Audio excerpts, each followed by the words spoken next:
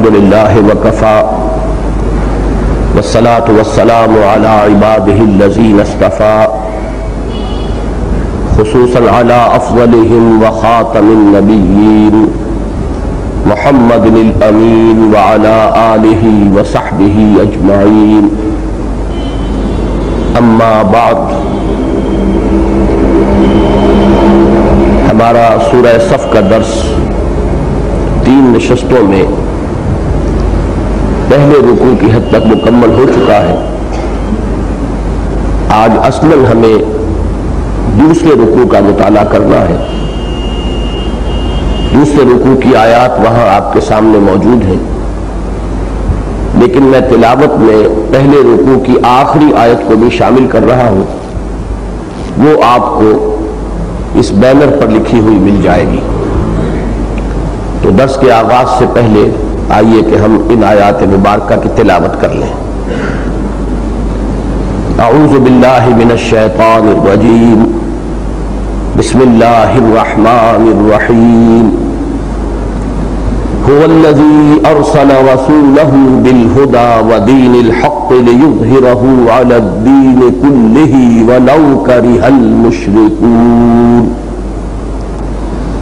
یا ایہا الذین آمنوا هل ادلکم علی تجارۃ تنجیکم من عذاب علیم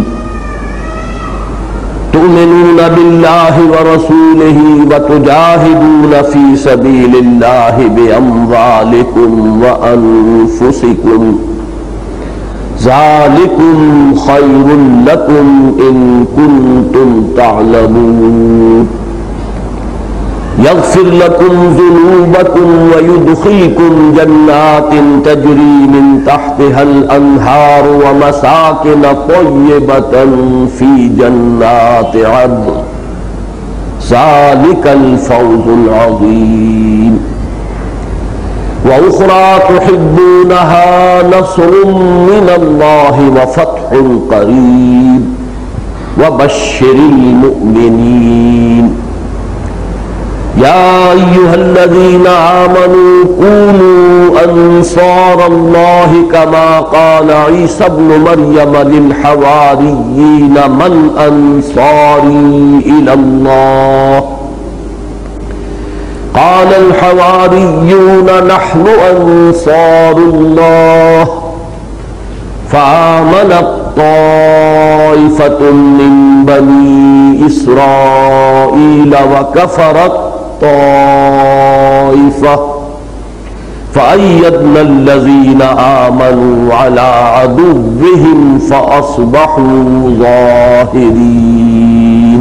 صدق الله العظيم۔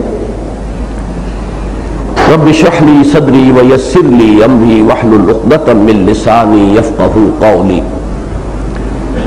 اللهم ربنا ألهمنا رشدنا وأعذنا من شرور أنفسنا۔ اللهم أرنا الحق حقا وارزقنا اتباعه وأرنا الباطل باطلا وارزقنا اجتنابه۔ اللهم وفقنا لما تحب وترضى۔ اللهم وفقنا أن نجاهد في سبيلك بأموالنا وأنفسنا، آمین یا رب العالمین۔ سورہ صف کی آیت نمبر 9، جسے امام الہند شاہ ولی اللہ دہلوی رحمۃ اللہ علیہ نے بھی بڑی اہمیت دی ہے، اور امام انقلاب مولانا عبید اللہ سندھی نے اسے ایک عالمی اسلامی انقلاب کا عنوان قرار دیا ہے۔ اور ایک روایت میں آپ سے بیان کر چکا ہوں ڈاکٹر رفیع الدین مرحوم و مغفور کی، کہ انہوں نے شاہ ولی اللہ دہلوی رحمۃ اللہ علیہ کی کسی تصنیف میں یہ پڑھا ہے کہ ان کے نزدیک یہ آیہ مبارکہ پورے قرآن مجید کا عمود ہے، یہ سینٹرل ایکسس ہے پورے قرآن کا۔ گویا کہ قرآن مجید کا فہم منحصر ہے اس آیہ مبارکہ کے صحیح فہم پر۔ اس میں چوتھی بات کا میں نے اضافہ کیا تھا کہ میں جہاں تک سمجھ پایا ہوں سیرت النبی علیہ صاحب الصلاۃ والسلام کے لیے یہ بمنزلہ کلید ہے یہ آیت سمجھ میں آئے گی کہ حضور صلی اللہ علیہ وسلم کی سیرت مطہرہ اور آپ کا کارنامہ حیات سمجھ میں آئے گا۔ بہرحال اس آیہ مبارکہ پر دو طویل نشستوں میں تفصیلی گفتگو ہو چکی ہے، البتہ ایک آخری نقطہ اس کا باقی رہ گیا تھا، وہ بیان کر کے اب میں آگے چلوں گا، اور وہ یہ ہے کہ یہ تو معین ہو گیا کہ نبی اکرم صلی اللہ علیہ وسلم کی بعثت کا مقصد غلبہ دین ہے، دین کو، دین حق کو، اللہ کی اطاعت کے نظام کو پورے نظام زندگی پر غالب کر دینا، یہ ہے آپ کا مقصد بعثت۔ لیکن ایک سوال ذہن میں پیدا ہوتا ہے کہ حضور صلی اللہ علیہ وسلم کی حیات طیبہ میں یہ مقصد صرف جزیرہ نما عرب کی حد تک پورا ہوا،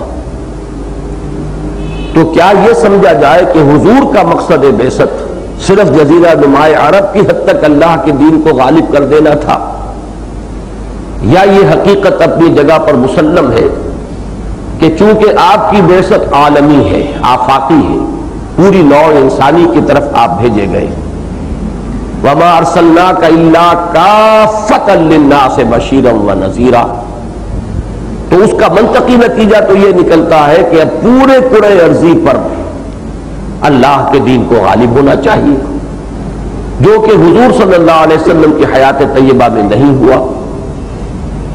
تو کیا یہ کہا جائے کہ حضور صلی اللہ علیہ وسلم کے انتقال سے قبل آپ کا مقصد بعثت پورا نہیں ہوا، اس میں کوئی کمی رہ گئی، یا ہنوز یہ شرمندہ تکمیل ہے؟ یہ بڑا ایک حساس معاملہ ہے، اس لیے کہ ہمیں حضور صلی اللہ علیہ وسلم کے ساتھ جو عقیدت ہے، محبت ہے، جو آپ کی عظمت کا نقش ہمارے قلب پر ہے، وہ ہمیں اس حقیقت کے بارے میں زبان کھولنے سے روکتا ہے۔ بلکہ پچھلے دنوں کچھ حوالے آئے تھے خمینی صاحب کی بعض کتابوں کے، جن میں یہ بات صراحت سے کہی گئی، اور اہل سنت نے پھر اس پر شدید رنج و غم کا اظہار کیا اور ناراضگی کا اظہار کیا کہ حضور کا مقصد بعثت حضور کی زندگی میں پورا نہیں ہو سکا، اس مقصد کی تکمیل تو ہوگی جبکہ امام مہدی آئیں گے۔ اس کو انہوں نے ایک طرح سے گویا کہ امامت کے نبوت اور رسالت سے افضل ہونے کی دلیل کے طور پر بیان کیا۔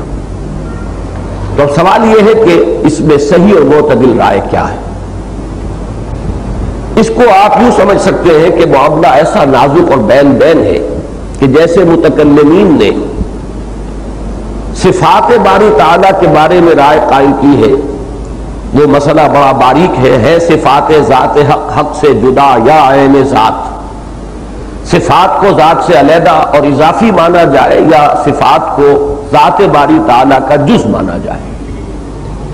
اب اس میں جو منطقی اشکالات ہیں اور فلسفیانہ پیچیدگیاں ہیں، اس کی وجہ سے متکلمین کو کہنا پڑا لا عین ولا غیر، یہ صفات نہ عین ہے اللہ کا نہ غیر ہے اللہ کا۔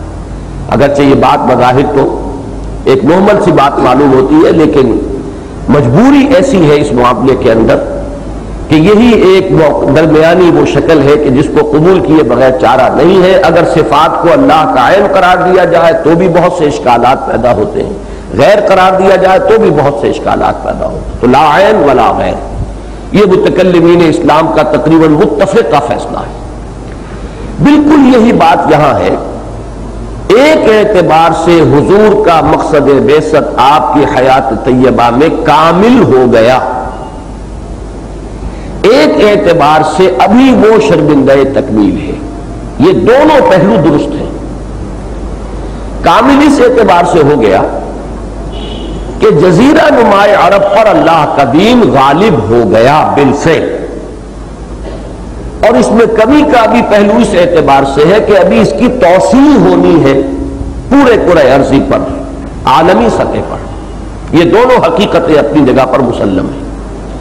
اب اس کو یوں سمجھیے کہ ہمارا جو ایک کانسیپٹ ہے 3 ڈائمینشنل اسپیس، یہ 3 ابعاد ہیں کہ جن سے ہمارا تصور بنتا ہے مکان کا۔ یہ ہال ہے مسجد کا، اس کی لمبائی ہے، چوڑائی ہے اور اونچائی ہے۔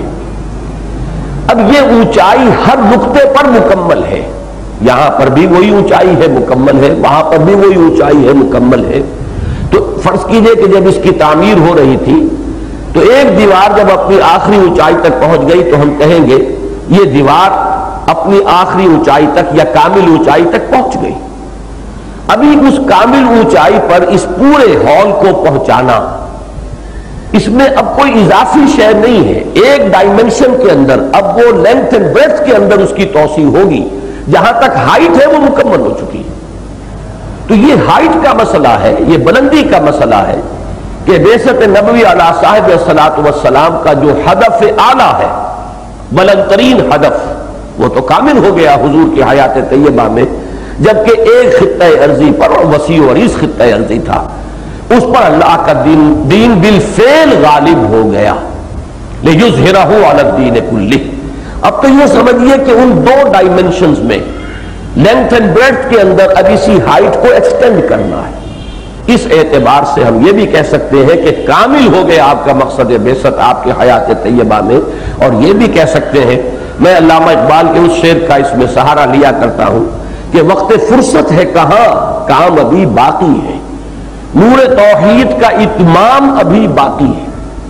اب یہ اتمام وہی لفظ ہے کہ جو اس سورہ مبارکہ کی آیت نمبر 8 میں آ چکا ہے، یریدون لیطفئوا نور اللہ بافواہہم واللہ متم نورہ ولو کرہ الکافرون۔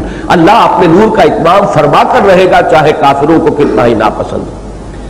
تو یہ نور توحید قابل تو ہو گیا، حضور صلی اللہ علیہ وسلم کے زمانے میں اس نور توحید سے ایک وسیع و عریض خطہ، ایک جزیرہ نما عرب، لکھوکا مربع میل کا علاقہ جو ہے وہ پوری طرح منور ہو گیا، اس اعتبار سے تو اتمام ہو گیا، لیکن ابھی تو صنم خانہ ہند باقی ہے، وہاں ابھی اس نور توحید کا اتمام ہونا ہے۔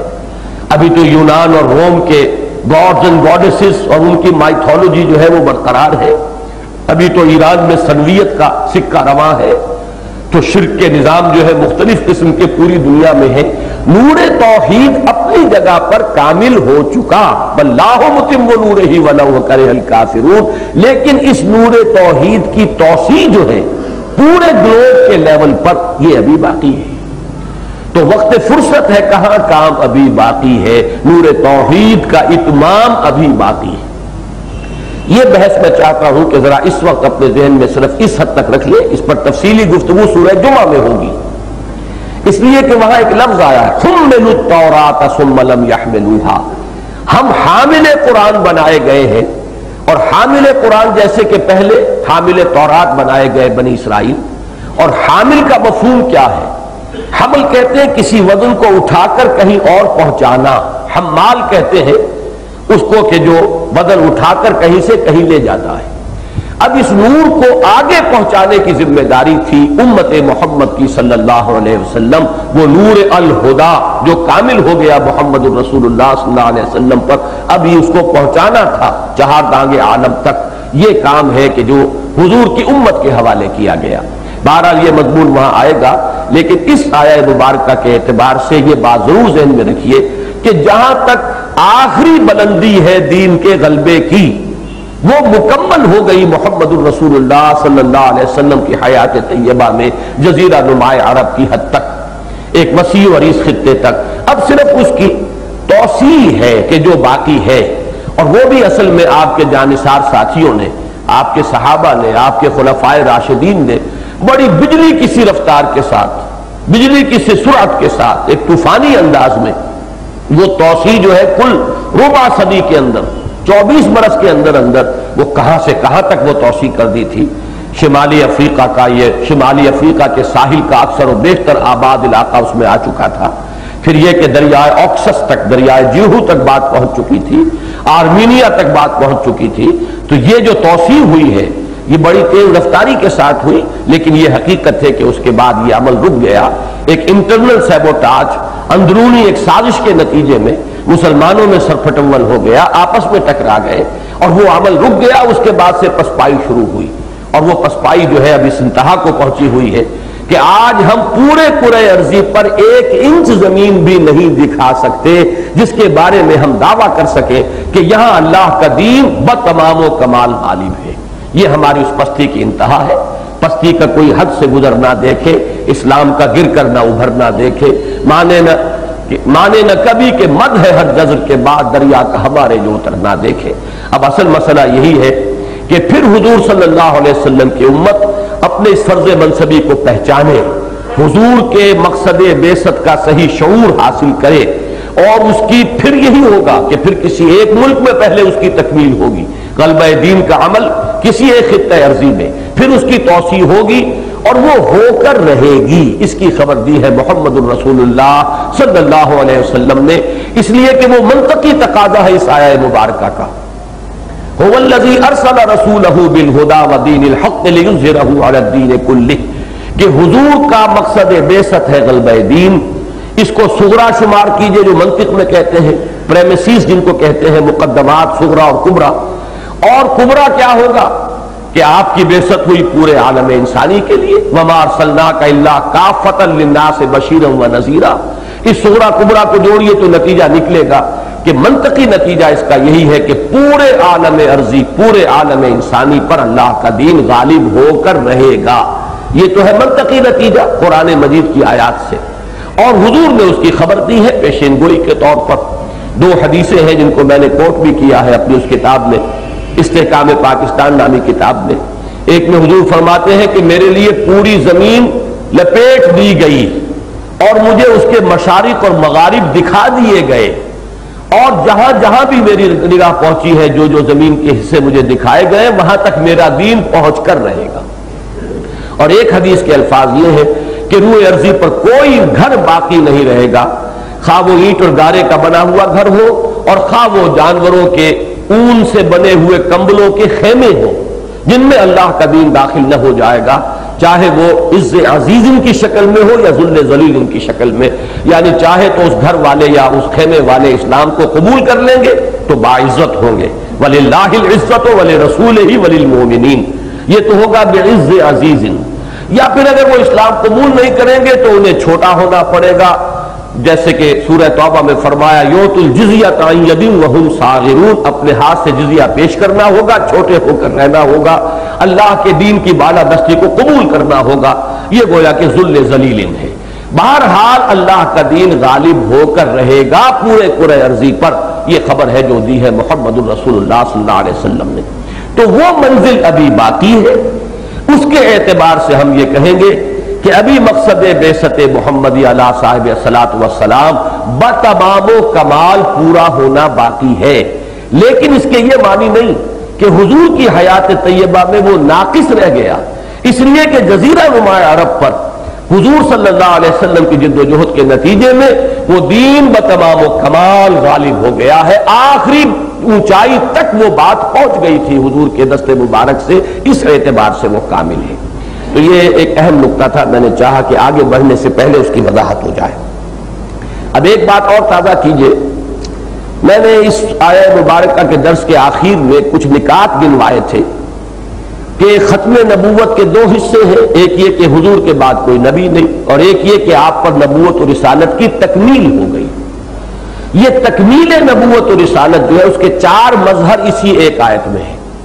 هو الذی ارسل رسولہ، یہ رسول کامل ہے محمد الرسول اللہ صلی اللہ علیہ وسلم، اس اعتبار سے کہ ہر نبی ہر رسول جو آپ سے پہلے آیا وہ کسی محدود علاقے یا ایک قوم کی طرف آیا، جبکہ آپ کی بعثت پوری نوع انسانی کے لیے، گویا کہ مکانی اعتبار سے آپ کی بعثت آفاقی ہو گئی، یونیورسل ہو گئی، اور دوسرے اس اعتبار سے کہ ہر رسول کی رسالت کا دور ختم ہو جاتا ہے بعد میں آنے والے رسول کی رسالت سے، تو زمانی بھی ایک حد ہے ہر رسول کی رسالت کی، جبکہ محمد الرسول اللہ صلی اللہ علیہ وسلم کی رسالت اب تا قیام قیامت ہے۔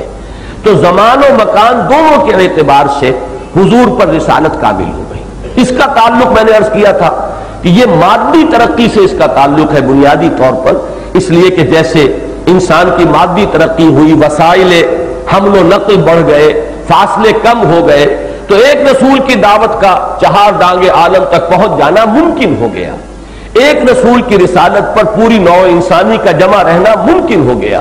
لیکن یہ کہ اس سے پہلے فی الواقع فزیکلی امپاسبل تھا کہ ایک رسول کی دعوت پوری دنیا تک پہنچ جائے. تو تکمیل رسالت کا یہ پہلو متعلق ہے مادی ترقی سے، جو بھی سائنس اور ٹیکنالوجی میں ترقی ہوئی. دوسرا پہلو الہدا، کہ وہ ہدایت جو چلی آ رہی تھی حضرت آدم سے لے کر تمام انبیاء پر جو وحی نازل ہوئی، وہ ہدایت خداوندی کے وہ مختلف مدارج تھے. یہ ہدایت اب کامل ہو گئی محمد الرسول اللہ صلی اللہ علیہ وسلم پر الہدا کی شکل میں. یہ ہدایت کاملہ ہے جس کا ایک خاص مظہر یہ ہے کہ اللہ نے اس کی حفاظت کا ذمہ لے لیا، اس لیے کہ اب چونکہ اور کوئی پیغام نہیں آنا ہے اللہ کا نوع انسانی کے لیے، تو اسے پریزرو کرنا لازم ہے. اگر اس میں کہیں کوئی تحریف ہو جائے تو درستی کون کرے گا؟ اب کوئی نبی تو آنے والا ہے نہیں. یہ ہے الہدا، کامل ہو گئی ہدایت خداوندی قرآن حکیم میں.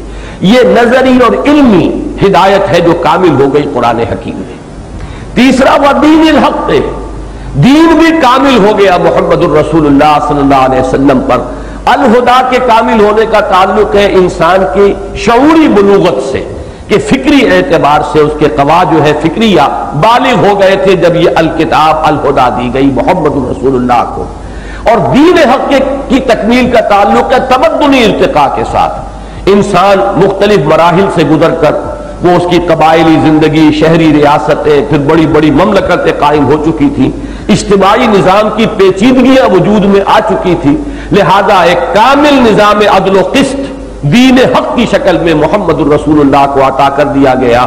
الیوم اکملت لکم دینکم واتممت علیکم نعمتی ورضیت لکم الاسلام دینا. چوتھا مظہر لیظہرہ علی الدین کلہ، اس لیے کہ دین کا بالفعل غلبہ.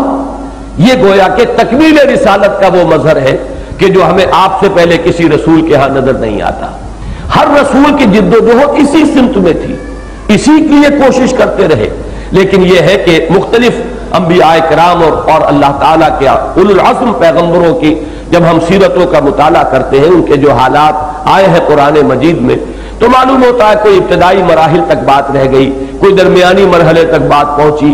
لیکن یہ تکمیلی کیفیت کہ دین حق بالفعل غالب ہو جائے، ایک وسیع و عریض خطے میں اللہ کی حکومت بالفعل قائم ہو جائے، یہ صرف محمد الرسول اللہ صلی اللہ علیہ وسلم کی شان مبارک ہے. یہ چار ہے مظاہر تکمیل رسالت کے. پانچواں مظہر وہ ہے جس کا تعلق ہمارے آج کے درس کے ساتھ ہے، اور وہ یہ ہے کہ حضور نے یہ عظیم کارنامہ کر کے دکھایا ہے انسانی جد و جہد کی بنیاد پر. اس میں یوں سمجھیے کہ انسان کا شرف جو ہے اور انسان کی عظمت بھی اپنے نقطہ عروج کو پہنچ گئی. میری بات کو سمجھیے، یہ نقطہ بہت اہم ہے. اگر کوئی کام معجزوں کی مدد سے کیا جائے تو اس میں تو اللہ کی قدرت کا ظہور ہے. معجزے کے اندر انسانی محنت یا کسب یا کوشش کا مظہر نہیں ہے معجزہ. کرامت اگر کسی اللہ کے بندے سے ظاہر ہو رہی ہے تو وہ کرامت کسی شخص کی اپنی کوشش کا نتیجہ نہیں ہوتا، وہ تو اللہ کی دین ہے، اور وہ در حقیقت قدرت خداوندی کا مظہر ہوتی ہے. لہذا معجزوں سے اور کرامتوں سے اگر بات پوری ہوتی تو شرف انسانیت جو ہے وہ اپنے نقطہ عروج کو نہ پہنچتا. ہمیں سیرت محمدی علیہ صاحب الصلاۃ والسلام میں جو بات سب سے نمایاں نظر آتی ہے کہ یہ سب اچیومنٹ جو ہے یہ انسانی جد و جہد، انسانی محنت، انسانی سطح پر کوشش اور کشمکش اور تصادم، جان اور مال کی قربانی دے کر. ویسے یہ کہ اللہ تعالیٰ کی نصرت آئی ہے، اس میں کوئی شک نہیں. وہ نصرت آج بھی آ سکتی ہے اللہ کی، اس کا دروازہ بند نہیں ہے. لیکن وہ قدم قدم پر معجزے کا آ جانا، جیسے کہ حضرت موسیٰ علیہ السلام کی حیات طیبہ میں اور بنی اسرائیل کی تاریخ میں نظر آ رہا ہے، یا جیسے حصی معجزات حضرت مسیح علیہ السلام کو دے دیے گئے، ویسے معجزات آپ کو سیرت النبی میں نظر نہیں آئیں گے کہ اگر آگے سمندر آ گیا اور پیچھے دشمن آ رہا ہے تو سمندر کا پھٹ جانا عصائے موسیٰ کی ضرب سے. یہ ایک ایسا کھلا کھلا خرق عادت واقعہ ہے، یہ کسی انسانی جد و جہد اور کوشش کا نتیجہ نہیں ہے، تو قدرت خداوندی کا ایک مظہر ہے. یا یہ کہ اگر پانی کی ضرورت پیش آئی ہے تو ایک چٹان کے اوپر عصا کی ایک ضرب لگی ہے اور 12 چشمے نکل آئے ہیں، اور چشمے بھی 12، تاکہ آپس میں لڑے نہیں. وہ بات نہ ہو کہ جو مولانا حالی نے کہی ہے کہ کہیں پانی پینے پلانے پہ جھگڑا، کہیں گھوڑا آگے بڑھانے پہ جھگڑا. 12 قبیلے تھے، 12 چشمے. قد علم کل اناس مشربہم، ہر قبیلے نے اپنا اپنا جو ہے گھاٹ معین کر لیا. تو ظاہر بات ہے یہ کسی انسانی کوشش کا نتیجہ نہیں ہے، یہ تو در حقیقت مظہر قدرت خداوندی کا. لیکن محمد الرسول اللہ صلی اللہ علیہ وسلم کی یہ پوری جد و جہد، اس کا نمایاں ترین نقطہ یہی ہے اگر آپ سیرت کا مطالعہ کریں کہ یہ خالص انسانی سطح پر. بہت عرصے پہلے میں نے سیرت نبی صلی اللہ علیہ وسلم کی تقاریر میں ایک ایکسپریشن استعمال کی تھی کہ یہ سارا معاملہ زمین پر قدم بقدم چل کر ہوا ہے. اس میں آپ کو معجزات کا عمل دخل نہ ہونے کے برابر نظر آئے گا، اس لیے کہ حضور کا اصل معجزہ تو یہ قرآن حکیم ہے. باقی یہ ہے کہ خرق عادت، جب اولیاء اللہ سے کرامات کا ظہور ہوتا ہے تو حضور سے بھی کرامات اور معجزات کا ظہور ہوا ہے اور بہت ہوا ہے. لیکن وہ جد و جہد جو ہے اگر آپ اس کا جائزہ لیں گے تو یہ خالص ہیومن ایفرٹ معلوم ہوتی ہے. یہاں تک کہ حضور صلی اللہ علیہ وسلم کے اپنے دندان مبارک شہید ہوئے، حضور صلی اللہ علیہ وسلم کا اپنا جسم مبارک لہو لہان ہوا، اور آپ جو ہے طائف کے اندر جو بھی آپ کا معاملہ ہوا ہے، کوئی پروٹیکشن اللہ کی طرف سے، کوئی فرشتوں کی حفاظت آپ کو اللہ کی طرف سے نہیں ملی، تاکہ وہ ہیومن ایفرٹ. صحابہ کرام نے اگر پتھر باندھے اپنے پیٹ پر تو حضور صلی اللہ علیہ وسلم کے بھی 2 پتھر جو ہے وہ پیٹ پر بندھے ہوئے ہیں. وہ مشکلات جو ہے آئی ہیں. تو یہ ہیومن ایفرٹ، پھر وہ لفظ نوٹ کیجئے میرا، اور خالص زمین کے اوپر چل کر قدم بقدم یہ عظیم کارنامہ سر انجام دیا گیا. اس میں گویا کہ تکمیل ہوئی ہے شرف آدمیت کی، کہ یہ معلوم ہوا کہ انسان کے اندر اللہ نے کیا کچھ رکھا ہوا ہے، اس میں کیا کیا قوتیں اس نے ودیت کی ہیں، کیا کیا صلاحیتیں انسان میں رکھی ہوئی ہیں. یہ اشرف المخلوقات صرف کہنے کو نہیں ہے، اس کی بہت سی قوتیں وہ ہیں جس کا خود اسے شعور نہیں ہوتا. جب جد و جہد کرتا ہے تو اس کے اپنے اندر سے وہ قوتیں برآمد ہوتی ہیں. تو یہ میرے نزدیک تکمیل رسالت کا 5واں مظہر ہے جس پر آج ہمیں گفتگو کرنی ہے. اب اس آیہ مبارکہ کے سامنے رکھیے. سوال کیا گیا یہ جد و جہد چونکہ اب انسانی سطح پر ہونی ہے، لہذا پکارا جا رہا انسانوں کو، اور کون سے انسانوں کو؟ جو دعوے دار ہیں اللہ پر اور اس کے رسول پر ایمان کے. یا ایھا الذین آمنوا، اے اہل ایمان، ہل ادلکم، کیا میں تمہاری رہنمائی کروں؟ دلہ یدلو، اسی سے لفظ دلیل بنا ہے. دلیل کیا شے ہوتی ہے؟ کہ جو کسی شے کی طرف رہنمائی کرے، کسی حقیقت کی طرف، کسی حقیقت کو ثابت کرے.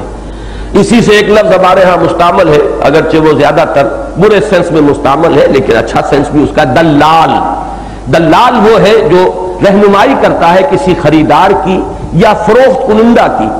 خریدار کو وہ فروخت کنندہ جو ہے تلاش کر کے دے گا، رہنمائی کرے گا کہ تمہاری جو مطلوبہ شے ہے وہ وہاں سے مل سکتی ہے، اور جو فروخت کنندہ ہے اس کو وہ فراہم کرے گا خریدار. تو دلال بھی اسی سے بنا، دلیل، دلال. اور دلہ یدل، دلیل دینا، رہنمائی کرنا. ہل ادلکم، کیا میں تمہاری رہنمائی کروں؟ علی تجارت، ایک کاروبار کی طرف. اس میں تجارتن جو ہے تنکیر، یہ تفخیم کے لیے بھی ہو سکتی ہے کہ بہت عظیم تجارت. ایک تجارت تم کرتے ہو دنیا میں، اور بڑا بہترین لفظ جو یہاں اختیار کیا گیا ہے. اس کے قریب قریب لفظ وہ بھی ہے جو سورہ توبہ میں آیا ہے، ان اللہ اشتری من المؤمنین انفسهم واموالهم بان لهم الجنہ. اللہ نے اہل ایمان سے ان کی جانیں اور مال خرید لیے ہیں جنت کے عوض. تو خرید و فروخت کا ایک معاملہ ہے. تو تجارت جو ہے وہ ایک ایسی شے ہے، بجائے اس کے کہ بڑی ثقیل اصطلاحات استعمال کی جائیں، قرآن مجید عام انسانی اور ذہنی سطح جو ہے عام انسانوں کی اس کے قریب آ کر کلام کرتا ہے.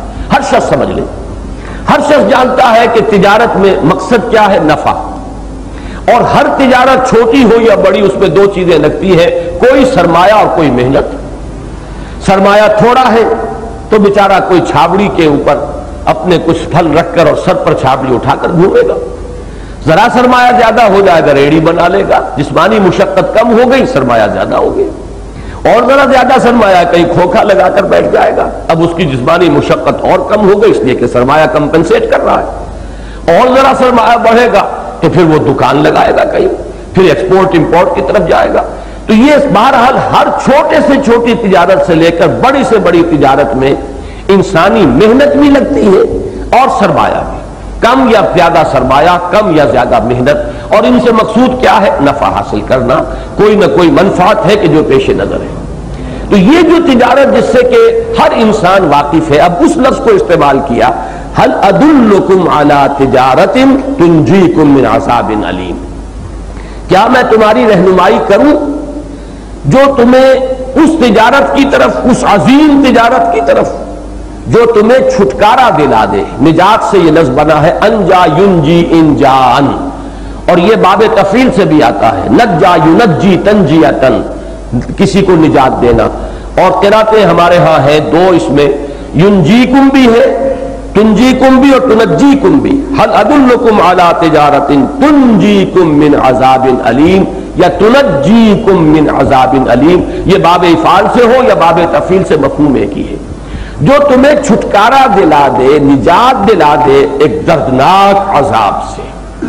یہ سوال جو ہے اس کا انداز بڑا تیکھا ہے، اور نوٹ کر لیجئے گا کہ اس کا تعلق جڑے گا وہ پہلی جو 8 آیات ہم پڑھائے ہیں، جنہیں میں نے عرض کیا تھا پہلے رکوع کی پہلی 8 آیات 4 آیات کے 2 حصوں پر مشتمل ہے، وہ میں بعد میں بیان کروں گا کہ کیا ربط ہے ان کا، لیکن یہاں تو اس آیت پر اب غور کیجئے کہ انداز جو ہے تیکھا ہے، اور اس میں ایک شے مضمر ہے، اگر یہ تجارت نہیں کرو گے تو عذاب علیم سے چھٹکارا پانا ایک امید موہوم ہے، ایک خیال ہے تمہارا، ایک تمہاری تمنا ہو سکتی ہے، اور کم سے کم یہ بات متفق علیہ ہے کہ اول مرحلہ میں نجات پانا تو ممکن ہی نہیں ہے اگر یہ تجارت نہیں کرتے۔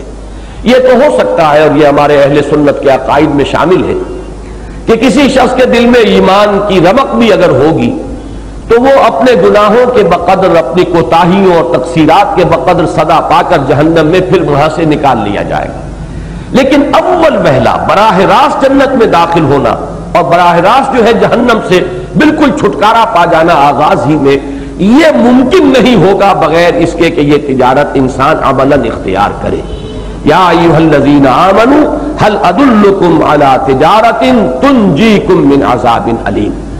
اور یہ نوٹ کر لیجئے یہ قرآن مجید کا بھی اسلوب ہے، اور حدیث نبوی میں تو بکثرت یہ اسلوب ملتا ہے، پہلے سوال کر لیا جائے تاکہ، اور یہ تعلیم کا ایک اہم اسلوب اور انداز ہے، سوال کر کے پہلے آپ اپنے شاگردوں کو، اپنے طلبہ کو ذرا بیدار کر لیں، چاق و چوبند کر لیں۔ ایک سوال کیا، اب ہر شخص کا ذہن جو ہے وہ کام کرنا شروع کر دے گا کہ اس کا جواب کیا ہوگا۔ اس کے بعد جب جواب دیا جائے گا تو گویا کہ ایک بیدار ذہن اسے ریسیو کرنے کے لیے پہلے سے موجود ہوگا، سویا ہوا ذہن نہیں ہوگا، بلکہ چاق و چوبند اور پوری طرح اٹینٹو ذہن ہوگا کہ جو اس سوال کو پھر وہ ریسیو کرے گا۔ تو فرمایا آپ جواب دے رہے ہیں اللہ تعالیٰ خود، تؤمنون باللہ ورسولہ، ایمان پختہ رکھو اللہ پر اور اس کے رسول پر۔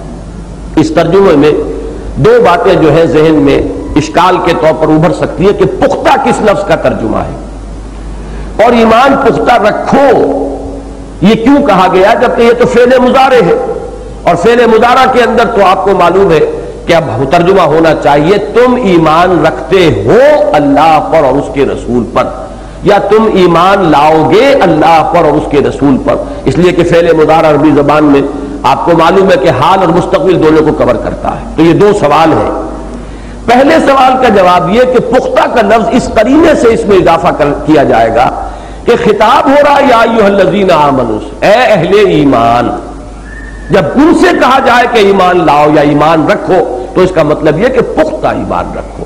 اس کی جو نظیر ہے سورہ نساء میں، یا ایھا الذین آمنوا آمنوا باللہ ورسولہ والکتاب الذی نزل علی رسولہ والکتاب الذی انزل من قبل، اہل ایمان ایمان لاؤ اللہ پر اور اس کے رسول پر، اور اس کتاب پر جو اس نے اپنے رسول صلی اللہ علیہ وسلم پر نازل فرمائی، اور اس کتاب پر جو اس نے پہلے نازل کی تھی۔ تو معلوم ہوا کہ اہل ایمان سے بھی مطالبہ کیا جاتا ہے ایمان لانے کا، اور سورہ حدید میں میں اس کی مثال آپ کو دے ہی چکا ہوں کہ ان صورتوں کے مخاطب تو صرف مسلمان ہیں، ان میں اہل کتاب سے صرف ایک استثناء سورہ جمعہ میں آپ کو ملے گی ایک آیت کہ جس میں بظاہر خطاب اہل کتاب سے ہے، ورنہ خطاب جو ہے نہ کفار سے ہے، نہ مشرکین سے ہے، نہ اہل کتاب سے ہے، نہ یہود سے ہے، نہ نصارہ سے ہے، اہل ایمان سے ہے۔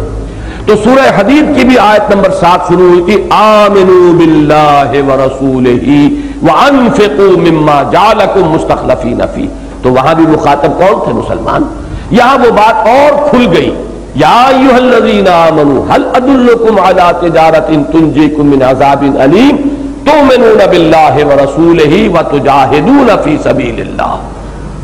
اس پر اجماع ہے تمام مترجمین نے، مفسرین نے اسے فعل امر کے معنی میں لیا ہے. بظاہر یہ فعل مضارع ہے لیکن یہ فعل امر کے مفہوم میں، اور یہ ہر زبان کے اندر اسلوب موجود ہوتا ہے کہ جہاں زیادہ تاکید دینی ہو. آپ اگر انگریزی میں کہتے ہیں ڈو اٹ، اب یہ ڈو اٹ جو ہے یہ فعل امر ہے، کرو اس کام کو. And you will do it, اب یہ یو ول ڈو اٹ کے اندر جو ایک زور ہے اور ایک جلال ہے، تم کرو گے یہ کام. اگرچہ یہ کرو گے یہ تو پھر ایک فعل مستقبل اور فیوچر ٹینس کی بات آ گئی. لفظاً یہ فیوچر ٹینس ہے کہ تم کرو گے، یہ کلام خبریہ ہے. لیکن یہ کہ یہاں پر مراد کیا ہے؟ یہ کلام انشائیہ، کرو، تمہیں کرنا پڑے گا، یہ ہے اصل میں مفہوم. تؤمنون باللہ ورسولہ، ایمان پختہ رکھو اللہ پر اور اس کے رسول پر جیسے کہ ایمان لانے کا حق ہے. یہ نہیں کہ صرف زبان سے کہہ دیا، گویا کہ یہ اس قانونی ایمان سے آگے بڑھ کر حقیقی ایمان تک رسائی حاصل کرنے کا حکم ہے. یہ بحث جو آ چکی ہے بڑی تفصیل سے سورہ حجرات میں، قالت الاعراب آمنا قل لم تؤمنوا ولكن قولوا اسلمنا ولما يدخل الايمان في قلوبكم. یہ بدو کہتے ہم ایمان لے آئے، نبی ان سے کہیے تم ایمان نہیں لائے ہو، ہرگز ایمان نہیں لائے ہو، بلکہ یوں کہو کہ ہم اسلام لے آئے. ایک اسلام والا ایمان ہے، وہ اقرار باللسان ہے، وہ کلمہ شہادت ہے، اشہد ان لا الہ الا اللہ واشہد ان محمد رسول اللہ. جس نے کہا وہ کفر سے اسلام میں آ گیا. لیکن کیا یہی ایمان ہے؟ ایمان تو تب ہوگا جب دل میں داخل ہو جائے، یقین کی کیفیت اختیار کر لے. ثم لم یرتابوا، ایسی شکل ہو جائے کہ پھر شک و شبہ باقی نہ رہے، ایک یقین کی حیثیت سے ایمان جاگزیر ہو جائے، راسخ ہو جائے دل میں.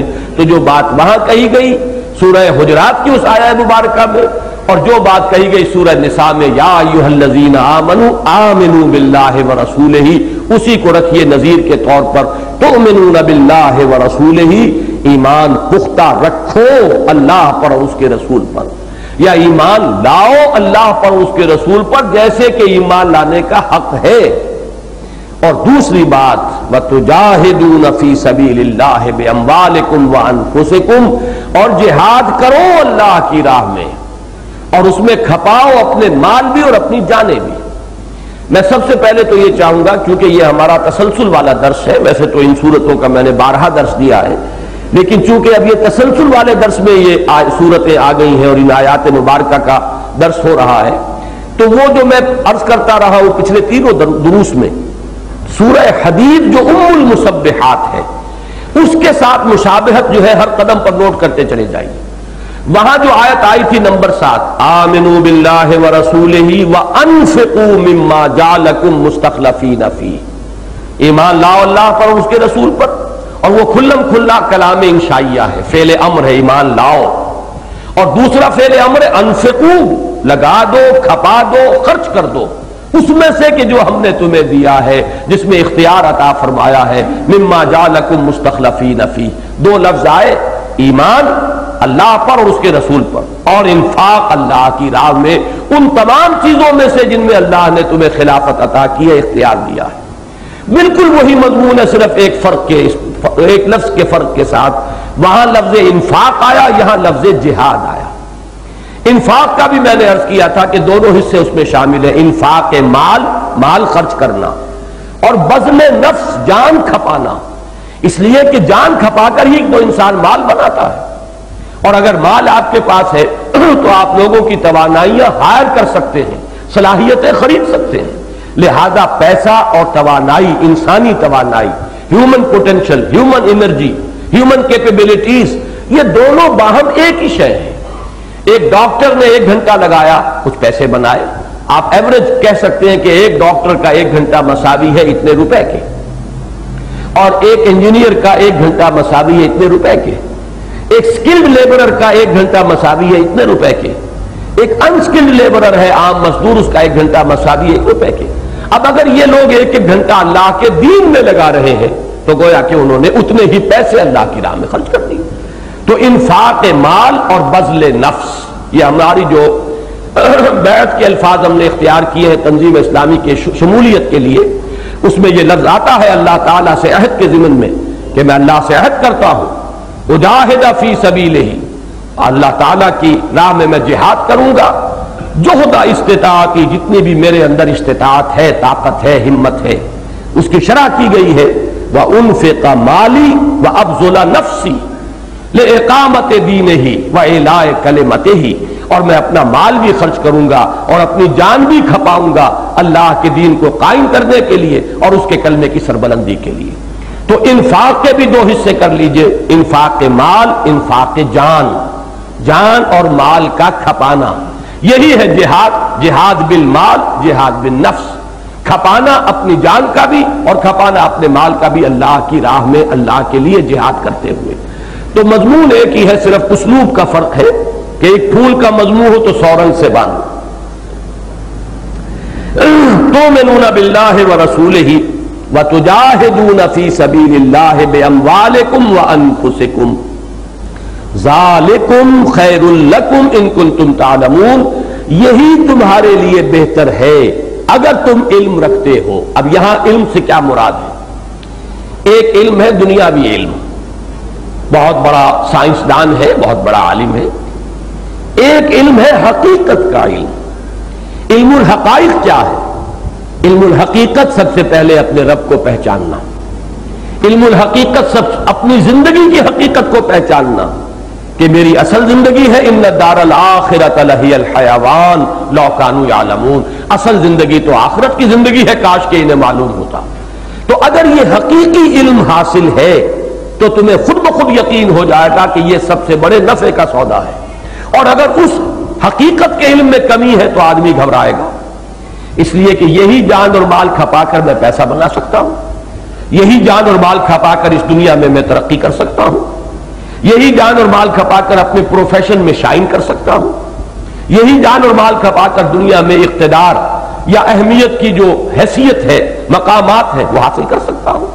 تو اقتدار ہو، دولت ہو، جائیداد ہو، کاروبار کا زمانہ ہو، اور جو بھی آپ کہیں گے، اپنے پیشوں کے اندر ناموری حاصل کرنا ہو، شہرت حاصل کرنا ہو، یہ سب اسی مال اور جان کے صرف سے، یہی انویسٹمنٹ ہے جو آپ کرتے ہیں تو یہ چیزیں حاصل کرتے ہیں۔ اب اس انویسٹمنٹ کا رخ آپ نے بدل دیا، لہذا یہاں کمی آئے گی۔ یہ دنیاوی اعتبار سے گھاٹے کا سودا ہے، اس میں کوئی شک نہیں، اس کو ذہناً ریکنسائل کرنا پڑے گا۔ جو شخص ریکنسائل نہیں کرتا وہ پھر قدم قدم پر وہ ایک کشمکش میں اور گو مگو میں اور تذبذب کے اندر مبتلا ہو جاتا ہے، بڑھوں کہ نہ بڑھوں۔ میری دنیا جو ہے کہیں بالکل، میرے یہ ہائی اسکول کا ابتدائی دور ہے، اس زمانے میں یہ غزل بہت مشہور ہوئی تھی کہ میری دنیا لٹ رہی تھی اور میں خاموش تھا۔ انسان کو اپنے سامنے دیکھنا پڑے گا کہ میری دنیا جو ہے سکڑ رہی ہے، کاروبار بگڑ رہا ہے، میرا جو کیریئر تھا شاندار سامنے، اب وہ جو ہے دھندلا رہا ہے، اب اس کے اندر وہ شاندار جو ہے اس کی چمک دمک باقی نہیں رہی۔ یہ ساری بساط انسان اپنی نگاہوں کے سامنے دیکھے گا کہ یہ بستر طے ہو رہا ہے اور مطمئن رہے گا۔ کب مطمئن رہے گا؟ جبکہ ذہناً اس کو ریکنسائل کیا ہو، یکسو ہو کر پہلے اس کو قبول کیا ہوا اس فیصلے کو، تو کوئی تشویش نہیں ہوگی، کوئی پریشانی نہیں ہوگی، بلکہ اللہ تعالیٰ توفیق دے گا تو خوشی ہوگی کہ یہی تو وہ چیزیں ہیں کہ جو اللہ نے ہمیں بتائی تھی، جس کی مثال غزوہ احزاب میں آتی ہے۔ غزوہ احزاب میں جب مسلمانوں پر سختیاں آئیں اور فاقے آئے، خوف کی کیفیت آئی، تو اب منافق جو تھے انہوں نے یہ کہنا شروع کر دیا کہ ہمیں تو سبز باغ دکھا کر مارا گیا، دھوکہ دیا گیا، ہم سے تو محمد نے کہا تھا صلی اللہ علیہ وسلم کہ قیصر و کسریٰ کے خزانے تمہارے قدموں میں آ جائیں گے، یہ کیا ہم دیکھ رہے ہیں؟ ہم تو رفع حاجت کے لیے باہر نہیں نکل سکتے، محصور ہو کر رہ گئے ہیں، ہم دانے دانے کو ترس گئے ہیں، ساری سپلائی لائنز کٹ آف، اور کوئی ہمارے پاس اب یہاں رسد موجود نہیں، فاقے پر فاقے آ رہے ہیں، تو ہمیں دھوکہ دے کر مروا دیا۔ اور اہل ایمان نے کیا کہا؟ ھذا ما وعدنا اللہ ورسولہ وصدق اللہ ورسولہ، یہی تو ہے جس کا ہمارے رب نے ہم سے وعدہ کیا تھا۔ اس لیے کہ سورہ بقرہ میں وہ آیت نازل ہو چکی تھی، اور سورہ بقرہ آپ کو معلوم ہے بالکل ابتدائی مدنی دور کی صورت ہے۔ وَلَنَبْلُوَنَّكُمْ بِشَيْءٍ مِّنَ الْخَوْفِ وَالْجُوعِ وَنَقْصٍ مِّنَ الْأَمْوَالِ وَالْأَنفُسِ وَالثَّمَرَاتِ وَبَشِّرِ الصَّابِرِينَ، ہم تمہیں آزمائیں گے، آزما کر رہیں گے، بھوک بھی آئے گی، خوف بھی آئے گا، جان و مال کا نقصان بھی آئے گا، اپنی محنتوں کو اپنی نگاہوں کے سامنے ان کے ثمرات کو برباد ہوتے ہوئے دیکھنا ہوگا، اور یہ سب کچھ دیکھتے ہوئے ثابت قدم جو لوگ رہیں گے، جو صابر ہوں گے، ان کے لیے بشارت ہے۔ تو سچویشن ایک اور ریئیکشنز دو۔ سچویشن ایک ہی تھی اہل ایمان کے لیے بھی اور منافقین کے لیے بھی، لیکن اندرونی کیفیات چونکہ جدا تھیں۔ منافقین کا طرز عمل یہ ہے، ما وعدنا اللہ ورسولہ الا غرورا، نہیں وعدہ کیا تھا ہم سے اللہ نے اور اس کے رسول نے مگر جھوٹ، دھوکے کا وعدہ۔ اور اہل ایمان نے کہا ھذا ما وعدنا اللہ ورسولہ وصدق اللہ ورسولہ، یہی تو ہے جس کا وعدہ کیا تھا اللہ نے اور اس کے رسول نے، اور بالکل سچ کہا تھا اللہ نے بھی اور اس کے رسول نے بھی۔ وہ بات ہے جو میں نے عرض کی ہے، ذالکم خیر لکم ان کنتم تعلمون۔ اب یہ ان کنتم تعلمون شرط ہے، اگر تمہیں علم حاصل ہے۔ کون سا علم؟ آپ دنیا میں بھی ایک لفظ استعمال کرتے ہیں ورلڈلی وائز، ایک شخص بڑا ذہین ہے، چالاک ہے، ہوشیار ہے، لیکن اس کی ساری وزڈم جو اس دنیا کے معاملے میں ہے، عاقبت کو اور آخرت کو بھولا ہوا ہے۔ اس کے اعتبار سے معلوم ہوتا ہے اس سے زیادہ قدم کوئی نہیں، لیکن دنیا میں بڑا کامیاب ہے، چال باز ہے، ہوشیار ہے، قدم قدم پر جو ہے وہ راستہ نکال لیتا ہے، بائی ہک اور بائی کروک، جس طرح بھی ہو وہ اپنے لیے راستہ بناتا چلا جاتا ہے۔ تو آپ اسے کہتے ہیں ورلڈلی وائز، دنیا کے اعتبار سے بہت ہی ذہین ہے، لیکن اصل ذہانت یہ نہیں ہے۔ اصل ذہانت تو اس کی ہے، اس سے پیاری حدیث یاد آئی، کیس کہتے ہیں ہوشیار آدمی، سمجھدار آدمی۔ حضور نے فرمایا الکیس من دان نفسہ، اصل میں تو ہوش مند اور ہوشیار اور سمجھدار آدمی وہ ہے جو اپنے نفس کے اوپر غلبہ حاصل کر لے، نفس کو اپنا مطیع بنائے، وعمل لما بعد الموت، اور عمل کرے موت کے بعد کے لیے، یعنی زندگی کی جو بھاگ دوڑ ہے اس کے ایک نتائج تو دنیا میں نکل آتے ہیں، ان کو پیش نظر نہ رکھے، بلکہ اس کے سامنے ہو آخرت، اور لما بعد الموت، ہدف اس کو بنائے، مقصود اس کو بنائے۔ اگر یہ بات ہے تو آدمی سمجھدار ہے، اور اگر یہ بات نہیں ہے تو بڑے سے بڑا سائنسدان ہو، بڑے سے بڑا ادیب ہو، بڑے سے بڑا فلسفی ہو، اور برا نہ مانیے بڑے سے بڑا مفسر ہو، یہ بھی تو ایک علم ہے نا، الفاظ کا علم ہے، صرف و نحو کا علم ہے، بڑے سے بڑا فقیہ ہو، یہ بھی ایک علم کی شاخ ہے، جزیات فقہ کا علم ہے، لیکن یہ کہ اصل علم کیا ہے؟ فَاعْلَمْ أَنَّهُ لَا إِلَٰهَ إِلَّا اللَّهُ، سب سے بڑا علم تو یہ جان لو اللہ کے سوا کوئی معبود نہیں، اور یہ جان لو اعلموا، اب یہ دیکھیے سورہ حدید کی آیت یاد آ گئی، اعلموا، جان لو، انما الحیات الدنیا لعب ولہو وزینۃ وتفاخر بینکم وتکاثر فی الاموال والاولاد کمثل غیث اعجب الکفار نباتہ ثم یہیج فتراہ مصفرا ثم یکون حطاما وفی الآخرۃ عذاب شدید ومغفرۃ من اللہ ورضوان وما الحیات الدنیا الا متاع الغرور۔ یہ ہے وہ علم۔ اگر یہ علم تمہیں حاصل ہے، ان کنتم تعلمون، اگر یہ علم حاصل ہے تو اس کا منطقی نتیجہ یہ ہوگا کہ یہ کاروبار گھاٹے کا نظر نہیں آئے گا، نفع کا نظر آئے گا۔ جتنا یہاں نقصان ہوگا اتنا ہی تمہیں اطمینان ہوگا کہ مجھے نفع ہو رہا ہے۔ یہاں جب آپ کو واقعہ مشہور معلوم ہے کہ ایک صحابی کو جب شہید کیا جا رہا تھا تو جب وہ نیزے کی انی ان کے جگر میں چبھوئی گئی تو ان کے الفاظ کیا تھے؟ فزت ورب الکعبہ، رب کعبہ کی قسم میں کامیاب ہو گئے۔ یہ کامیابی، موت جو ہے سامنے ہے، نیزہ جو ہے جگر کے پار کیا جا رہا ہے، لیکن وہ کامیابی کیوں کہہ رہے ہیں؟ کہ اللہ نے مجھے ہمت دی، استقامت عطا فرمائی، میں نے ایمان کے راستے کو چھوڑا نہیں، جان بچانے کے لیے بھی ہیلے کے طور پر بھی کلمہ کفر نہیں کہا، ڈٹا رہا، یہی کامیابی ہے۔ فزت ورب الکعبہ۔ جب تک موت آ نہ جائے اندیشہ رہتا ہے کہ کہیں قدم پھسل نہ جائے، کہیں ہمت جواب نہ دے جائے۔ موت آ گئی، اب معلوم ہوا کہ مہر تصدیق ثبت ہو گئی میری کامیابی پر، فزت ورب الکعبہ، رب کعبہ کی قسم میں کامیاب ہو گیا۔ تو یہ ہے ان کنتم تعلمون، اگر تم سمجھو۔ اگر یہ علم نہیں ہوگا، یہ علم نہیں اور یہ فہم نہیں ہوگا تو آدمی چلتا بھی ہے تو ڈگمگاتا ہوا چلتا ہے۔ ایمان مجھے روکے ہے تو کھینچے ہے مجھے کفر، کعبہ میرے پیچھے ہے، کلیسا میرے آگے، یہی ہوگا۔ مذبذبین بین ذالک لا الہ ہؤلاء ولا الہ ہؤلاء، مذبذب ہو کر رہ جائیں گے، نہ ادھر رہیں گے نہ ادھر رہیں گے۔ یہ کیفیت کب ہوتی ہے؟ جبکہ یکسو ہو کر فیصلہ نہ کیا ہو۔ یکسو ہو کر فیصلہ کرنا ہی در حقیقت وہ علم ہے۔ تو فرمایا ذالکم خیر لکم ان کنتم تعلمون۔ یہ تو ہم نے 2 آیات کا مطالعہ کر لیا، لیکن جیسا کہ میں نے آج اخبار میں بھی اعلان کیا ہے، اس وقت میں تھوڑا سا وقت آپ کا لوں گا کہ یہ جہاد جو ایک اصطلاح ہے دین کی، ذرا گہرے انداز میں اس کو سمجھ لیجئے کہ یہ لفظ کہاں سے چلا ہے، کیا اس کی حیثیت ہے۔ جیسے ہم نے دین کے بارے میں گفتگو کی اور اس دین کی اصل حقیقت کو سمجھا، اسی کے حوالے سے پھر غلبہ دین کی بات سمجھ میں آئی، اسی طرح اس لفظ کو بھی میں چاہتا ہوں کہ ذرا تفصیل کے ساتھ اس کو آف کر دیجئے۔ اب ذرا مجھے کھڑے ہو کر کچھ گفتگو کرنی ہوگی۔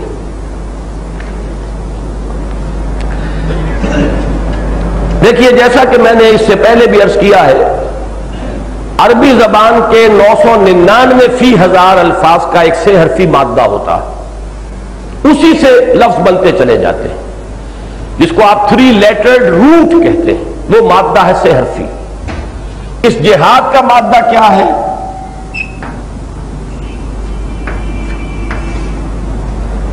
جیم ہا دال، اور یہ اردو میں مستعمل ہے لفظ جب جمع کریں گے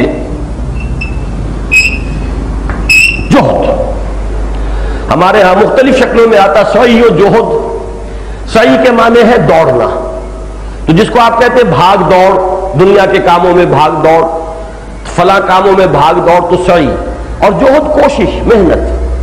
تو جد و جہد، سعی و جہد، جہد للبقاء، یہ الفاظ ہماری اردو میں جو کتابی اردو ہے اس کے اندر مستعمل ہے۔ اور جہد کے معنی کیا ہے؟ زیادہ آسان زبان میں کوشش۔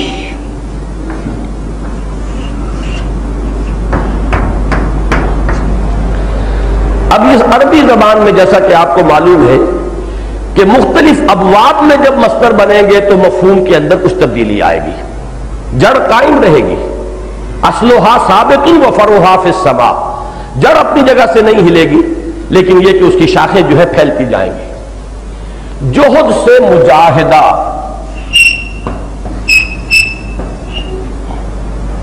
اصل میں ہم مجاہدہ کہہ دیتے ہیں، عربی میں اس کا تلفظ مجاہدہ ہوگا، اس لیے کہ یہ باب ہے مفاعلہ۔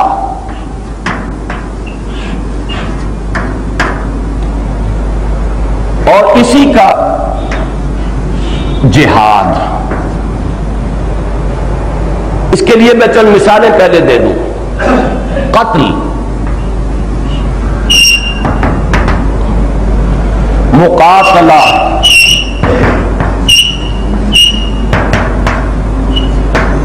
اور قتال، یہ وہ الفاظ ہیں کہ جو ہمارے ہاں مستعمل ہیں۔ باب مفاعلہ کا ایک خاصہ ہے، بلکہ باب تفاعل اور باب مفاعلہ ان دونوں کا ایک مشترک خاصہ ہے کہ اس میں 2 فریق اس عمل میں شریک ہوتے ہیں، اور مفاعلہ میں عام طور پر مقابلہ ہوتا ہے ان 2 فریقوں۔ مقابلہ بھی اسی وزن پر آ گیا، مفاعلہ، مقابلہ، مقاتلہ، مباحثہ، مناقشہ۔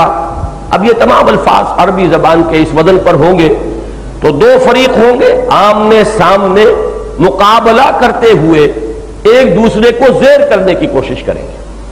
باب تفاعل اور باب مفاعلہ کہیں صرف زور دینے کے لیے اور کسی شے میں کثرت پیدا کرنے کے لیے، شدت پیدا کرنے کے لیے، مبالغہ کے لیے بھی آتے ہیں۔ مبالغہ بھی اسی وزن پر ہے، مفاعلہ، تو مبالغہ کے لیے بھی آتے ہیں۔ لیکن بہت سے الفاظ ان کے ایسے ہیں کہ جس میں وہ فعل جو ثلاثی مجرد میں ایک یک طرفہ فعل ہوتا ہے، باب مفاعلہ میں آ کر 2 طرفہ ہو جائے گا، اور 2 اطراف جو ہے جانبین وہ مقابلے میں ہوں گے ایک دوسرے کے، اور ایک دوسرے کو زیر کرنے کی کوشش کریں گے۔ اب دیکھیے، قتل ایک یک طرفہ عمل ہے، جیسے کہ آج آپ نے پڑھا، کل سن بھی لیا تھا ریڈیو ٹیلی ویژن پر کہ علامہ عارف حسین الحسینی سیڑھی سے اتر رہے تھے، گولی مار دی۔ یہ قتل ہے، یک طرفہ عمل ہے۔ یا جیسے کوئی شخص راہ چلتا جا رہا ہے اور کسی نے گولی مار دی، یہ قتل ہے، فلاں نے فلاں کو قتل کر دیا، یک طرفہ عمل ہے۔ قتال یا مقاتلہ کہیں گے جب دو فریق آمنے سامنے آ جائیں ایک دوسرے کو قتل کرنے کے۔ قتال کے معنی جنگ ہے، مقاتلہ جنگ ہے، جنگ میں دو فریق ہوں گے اور وہ اس کو قتل کرنے کے درپے ہے، یہ اس کو قتل کرنے کے درپے ہے، یہ اگر غالب آ جائے گا اسے قتل کر دے گا، یہ غالب آئے گا اس کو قتل کر دے گا۔ تو یہ فرق ہے قتل اور قتال میں۔ یہی فرق ہے بحث اور مباحثہ میں۔ بحث ایک شخص کر رہا ہے لیکن مباحثہ اب دو فریقوں کے درمیان ہوگا، جیسے کہ آپ کے ہاں ڈیبیٹس ہوتی ہیں کالجوں کے اندر، ایک پروپوزیشن ہے، ایک اس کے حق میں بول رہا ہے، ایک اس کے خلاف بول رہا ہے، وہ اس کے حق میں دلیل لا رہا ہے، مخالف کی دلیلوں کو کاٹ رہا ہے، یہ اپنے حق میں دلیل لا رہا ہے اور جو ادھر فریق ثانی ہے اس کی دلیلوں کو کاٹ، یہ مباحثہ ہے۔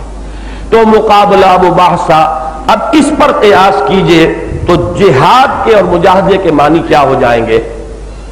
اگر غلط العام کا میں لفظ استعمال کروں تو وہ ہوگا کشمکش،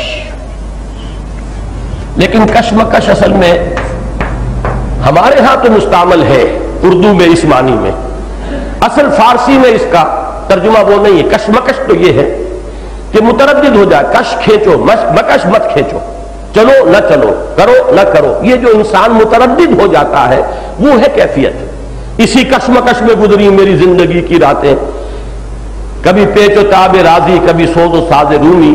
تو یہ پیچ و تاب راضی جو ہے کبھی وہ مجھے کھینچتی ہے، کبھی یہ مجھے کھینچتی ہے، تو اس طرح کی ایک کشمکش میں میری زندگی گزر رہی ہے۔ لیکن صحیح لفظ ہے کشاکش۔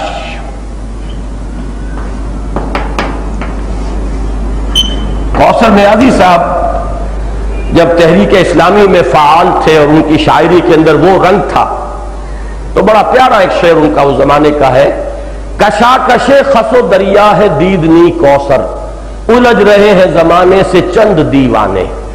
جب بھی کوئی انقلابی جد و جہد ہوتی ہے محسوس ہوتا ہے چند دیوانے ہیں، فینیٹکس ہیں، وہ الجھ رہے پورے زمانے کے ساتھ۔ مکے میں کیا ہو رہا تھا، صحابہ کرام اور پوری وہ معاشرہ ہے اور جمع جمایا نظام ہے، یہ بالکل مثال ایسے ہے کہ جیسے دریا اور کوئی گھاس کا تنکا ہو، اس میں جو کشمکش ہو رہی ہے، کہاں وہ تنکا یا گھاس کا کوئی ایک کہہ لیں کہ کوئی گچھا ہے، لیکن یہ کہ کہاں دریا کی روانی ہے اور تیزی ہے۔ کشاکش خس و دریا ہے دیدنی کوثر، الجھ رہے ہیں زمانے سے چند دیوانے۔ تو یہ کشاکش کا لفظ جو ہے یہ در حقیقت صحیح ہے لفظ مجاہدہ کا ترجمہ۔ انگریزی میں جوہد کے لیے لفظ آئے گا ٹو ایگزرٹ ونز اٹموسٹ، یہ طرفہ کام ہے، میں کوئی محنت کر رہا ہوں، کوشش کر رہا ہوں اور اپنی بہترین توانائیاں بہترین صلاحیتیں اس میں لگا رہا ہوں۔ یہ ٹو ایگزرٹ ونز اٹموسٹ، اپنی تمام صلاحیتیں توانائیاں کسی کام میں کھپا دینا، یہ جوہد ہے۔ اور مجاہدہ جو ہے اس کے لیے لفظ آئے گا اسٹرگل۔ یہ اسٹرگل کے اندر آپ دیکھیں گے کہ ہمیشہ اس کے آگے لفظ آئے گا اگینسٹ، اس لیے کہ کوئی نہ کوئی شے مقابلے میں ہے۔ Against hurdles, struggling against heavy odds, کہ بڑے سخت مقابلے کے اندر ہے قوتیں، لیکن اس کے خلاف جو ہے وہ کشاکش ہو رہی ہے، انسان زور لگا رہا ہے۔ تو انگریزی میں بھی ان دو الفاظ کو سمجھ لیجئے، ایک ہے اپنی اسی محنت اور توانائی کسی کام پر لگا دینا، یہ ایک طرفہ فینومینن ہے۔ لیکن جب مقابلے میں بھی کوئی آ گیا ہو اور تصادم کی کیفیت ہو تو اب اسے آپ اسٹرگل کہیں گے۔ اسٹرگلنگ اگینسٹ ہیوی آڈز، یہ ہے اسٹرگلنگ اگینسٹ دی ہرڈلز، یہ تمام جو ہے کیفیت یہ لفظ جہاد یا مجاہدہ میں۔ تو نمبر ایک بات تو اس لفظ کا لغوی مفہوم ہے۔ اب نمبر دو بات یہ سمجھیے کہ اس زندگی میں، اس زندگی کا رول ہے کشمکش یا کشاکش۔ مادی سطح پر بھی یہ اسٹرگل فار ایگزسٹنس یہ جاری ہے، مقابلہ ہے، اس لیے کہ آپ خلا میں نہیں ہے، آپ تنہا نہیں ہے، ایک معاشرہ ہے، ایک نظام ہے، اور یہ اسٹرگل فار ایگزسٹنس چل رہی ہے۔ اسی کو حفیظ جالندری نے اپنے شاہ نامے کا جو ابتدائی حصہ ہے اس میں بڑی خوبصورتی سے لفظ استعمال کیا ہے کہ میری تعلیم کا آغاز تو ہوا تھا مسجد سے، لیکن پھر مجھے کشا کشاں لے جایا گیا اسکول کی طرف، مجھے مسجد سے مکتب کی طرف تقدیر نے کھینچا، تنازع للبقاء کی آہنی زنجیر نے کھینچا۔ یہ جو سروائیول فار ایگزسٹنس ہے، اسٹرگل فار ایگزسٹنس، اور سروائیول آف دی فٹسٹ کا جو نظریہ ہے ان کو ذہن میں رکھیے، تو سٹرگل تو جاری ہے۔ یہ جہاد جو ہے، اب اس کو نوٹ کیجئے کہ کسی نہ کسی کاز کے لیے ہوگا۔ آدمی جب محنت کر رہا ہے تو کوئی مقصد اس کے سامنے ہے، جب تصادم کے اندر وہ شامل ہوا ہے، مقابلہ کر رہا ہے، تو کوئی نہ کوئی کاز ہوگا، اور دونوں فریقین کا کاز موجود ہوگا۔ ایک شخص ہے جو جمہوریت کے لیے کوشش کر رہا ہے، وہ مجاہد فی سبیل الجمہوریہ ہے۔ ایک شخص ہے جو آمریت کے لیے کوشش کر رہا ہے، ایک شخص ہے جو کیپٹلزم کا قائل ہے، سرمایہ داری کے نظام کو باقی رکھنا چاہتا ہے یا قائم کرنا چاہتا ہے۔ ایک شخص ہے جو اشتراکیت کا قائل ہے اور اس کا معاشی نظام برپا کرنا چاہتا ہے، وہ بھی مجاہد ہے، یہ بھی مجاہد ہے۔ یہ مجاہد ہے فی سبیل الاشتراکیہ۔ ایک شخص ہے جو اسلام کا نظام قائم کرنا چاہتا ہے، وہ بھی مجاہد ہے، وہ مجاہد فی سبیل اللہ ہے، مجاہد فی سبیل الاسلام ہے، مجاہد فی سبیل التوحید ہے۔ ایک شیطان کا کاز جو ہے اس کو وہ پروموٹ کر رہا ہے، شیطان کی باتیں پھیلا رہا ہے، شیطان کے مقاصد کا وہ اعلی کار بن گیا ہے، وہ مجاہد فی سبیل الطاغوت ہے، وہ شیطان کے راستے کا مجاہد ہے۔ تو مجاہد تو ہر شخص ہے، کوئی بھی انسان، باشعور انسان، ویسے تو بے شعور بھی، حیوانی سطح پر بھی وہ سٹرگل کر رہا ہے ایگزسٹنس کے لیے، معاش کے لیے۔ معاش بھی آسانی سے حاصل نہیں ہوتی، آپ کو معلوم ہے دکاندار اور گاہک کے درمیان ایک کشاکش چلتی ہے۔ دکاندار چاہتا ہے میکسیمم پروفٹ اس سے ایکسٹریکٹ کر لینا، اور گاہک چاہتا ہے کہ کم سے کم نفع دے، بلکہ اگر داؤ لگ جائے تو اس کو نقصان پہنچا کر مال لے لے۔ یہ کشمکش ہے، کشاکش ہے، مقابلہ ہو رہا ہے، ہر سطح پر مقابلہ ہے۔ کہیں تعلیمی میدان میں مقابلہ ہو رہا ہے، کہیں کوئی پوسٹ ایڈورٹائز ہوئی ہے اس کا مقابلہ ہو رہا ہے، ہر ایک اپنا داؤ لگا رہا ہے، جو سفارش جس کے پاس ہے وہ اس کو بڑی بروئے کار لا رہا ہے۔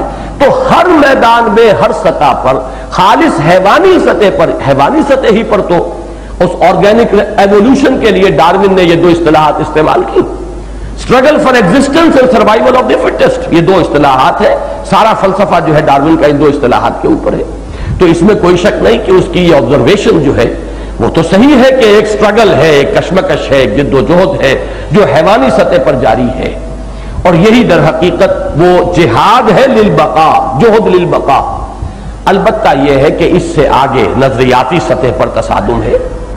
ایک شخص توحید کا قائل ہے، اسے پھیلا رہا ہے، ایک شرک کا قائل ہے، اس کا پرچار کر رہا ہے۔ یہ جہاد ہو رہا ہے اعتقادی سطح پر، یہ تقابل ہے، مقابلہ ہے، جد و جہد ہو رہی ہے اس کی طرف سے بھی، اس کی طرف سے بھی۔ پھر یہ ہے کہ ایک نظام کے لیے جد و جہد ہو رہی ہے۔ تو یوں سمجھیے کہ کوئی باشعور انسان ایسا نہیں ہے جو مجاہد نہ ہو، وہ شعوری طور پر ہو، غیر شعوری طور پر ہو، تقلیدی طور پر ہو، یا خود اپنی سوچ سمجھ کر رائے اختیار کر کے مجاہد بنا ہو۔ بہرحال ہر شخص باشعور انسان مجاہد ہے۔ فرق اس سے واقع ہوگا کہ وہ کس راہ کا مجاہد ہے، کس کاز کو اس نے اختیار کیا ہے۔ لہذا اب اللہ نے جس راستے کی طرف پکارا وہ ہے تجاہدون فی سبیل اللہ، اللہ کی راہ میں جہاد کرنا۔ اللہ کی راہ میں جہاد کرنا، میں اس کی 3 منزلیں ہیں وہ بعد میں بیان کروں گا ابھی، لیکن اس سے پہلے ذرا اس اصطلاح کو سمجھ لیجئے۔ جب انسان کسی بھی مقصد کے لیے جہاد کرے گا تو اس کے پاس کیا ہے جو اس میں کے لیے لگائے گا، کیا کھپا سکتا ہے اس کا؟ وہ آپ یوں سمجھیے کہ سرمایہ کون سا ہے، کیپٹل کون سا ہے جو وہ لگائے گا۔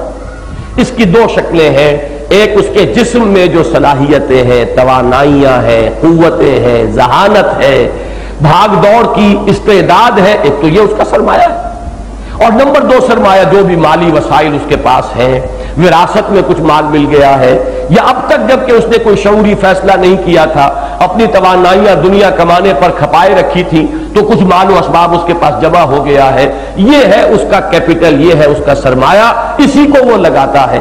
لہذا جہاد کے ساتھ 2 لفظ آپ کو ہمیشہ ملیں گے، بے اموالکم و انفسکم، اپنی جانوں کے ساتھ، اپنے مال کے ساتھ۔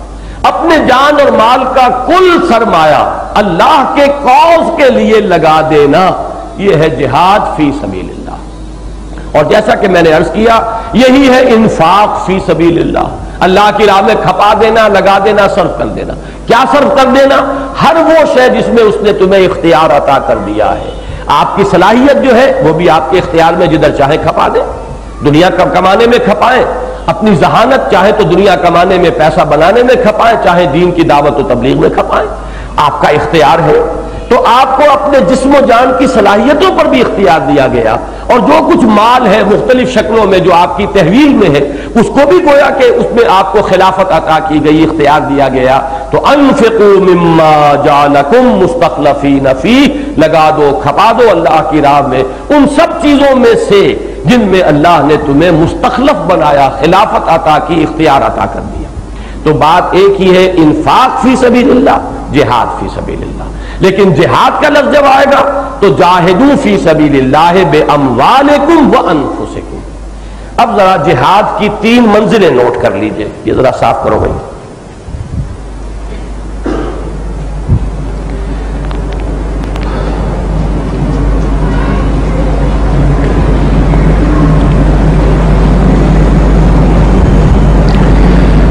جہاد کی 3 منزلوں کو سمجھنے کے لیے فرائض دینی کا جو ایک تصور میں نے پیش کیا ہے، اور ایک کتابچہ بھی میرا اس موضوع پر ہے، اس وقت تفصیل میں نہیں جا سکتا، لیکن اس کے 3 لیول معین کر لیجئے۔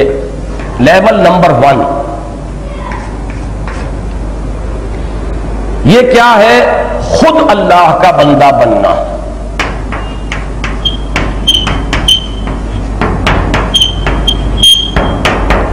اس کے لیے اصطلاحات بہت ہیں، اسلام،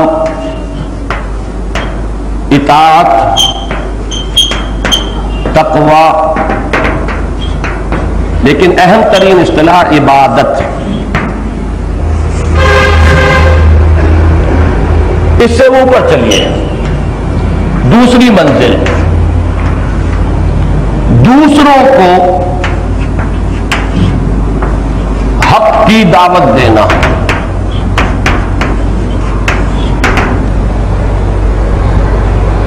اس کے لیے اصطلاحات تبلیغ، دعوت، امر بالمعروف، نہی عن المنکر، اور کل جس پر جمعے میں نے تفصیلی تقریر کی، شہادت علی الناس، یا شہادت حق کہہ لیں، چلیے، حق کی گواہی دینا، حق کی طرف سے حجت قائم کر دینا۔ دعوت، تبلیغ، نشر و اشاعت، زبان سے، قلم سے، کتابوں سے، رسالوں سے، ویڈیوز سے، آڈیوز سے، جو بھی ذرائع ہیں آپ کے پاس، اس سے حق کو عام کرنا، پھیلانا، اور لوگوں کو حق کو قبول کرنے کی دعوت دینا، نیکی کا پرچار، نیکی کا اعلان، نیکی کا حکم، بدی کے خلاف کی مذمت، اور بدی کا انکار، اور بدی سے لوگوں کو روکنا، اور نتیجتاً شہادت اللہ تعالیٰ کی طرف سے لوگوں پر حجت قائم کر دینا کہ وہ یہ کہہ نہ سکے کہ اللہ تیرا پیغام ہم تک پہنچا دے۔ تیسری منزل یہ ہے اللہ کے دین کو قائم کر دینا۔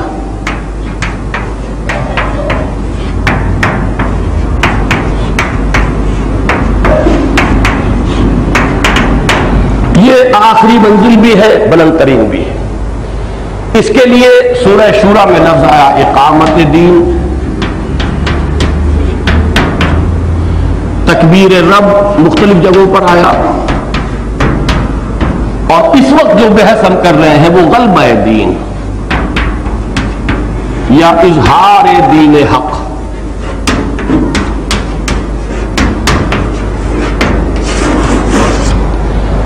اب ان تینوں لیولز پر جہاد ہے۔ سب سے پہلے اللہ کا بندہ بننے کے لیے جہاد کرنا پڑتا ہے اپنے نفس کے ساتھ۔ یہ انویزیبل جہاد ہے، نظر نہیں آتا، ہر وقت ایک کشاکش ہے، کشمکش ہے، نفس آپ کو کھینچتا ہے معصیت کی طرف، برائی کی طرف۔ نفس کو تو نفع پسند ہے، حرام سے آئے حلال سے آئے۔ شہوت آپ کے اندر ایک جذبہ ہے، وہ اپنی تسکین چاہتا ہے، اسے اس سے غرض نہیں ہے کہ وہ جائز راستے سے تسکین ہو، ناجائز سے ہو۔ جو اینیمل انسٹنکٹس ہیں انسان کے اندر، حیوانی جبلتیں، وہ اندھی بہری ہیں، وہ اپنی تسکین چاہتی ہے، اس کے سوا انہیں کوئی بحث نہیں، جائز ناجائز، صحیح غلط، حلال حرام، اس سے کوئی بحث نہیں۔ اسی لیے قرآن میں کہا گیا ان النفس لامارۃ بالسوء، نفس تو برائی کا ہی حکم دینے والا ہے۔ اسی لیے کہا ہے مولانا روم نے نفس ما ہم کم طرف فرعون نیست، میرا نفس فرعون سے کم نہیں ہے۔ فرعون کا دعویٰ تھا مصر کی حکومت میری ہے، اور یہ نفس کہتا ہے یہ جسم جو ہے اس پر میری حکومت چلے گی، میری مرضی جو ہے پوری کرنی پڑے گی۔ تو نفس کے ساتھ کشمکش یہ پہلی منزل ہے جہاد کی، اس کو آپ کہیں گے جہاد مع نفس۔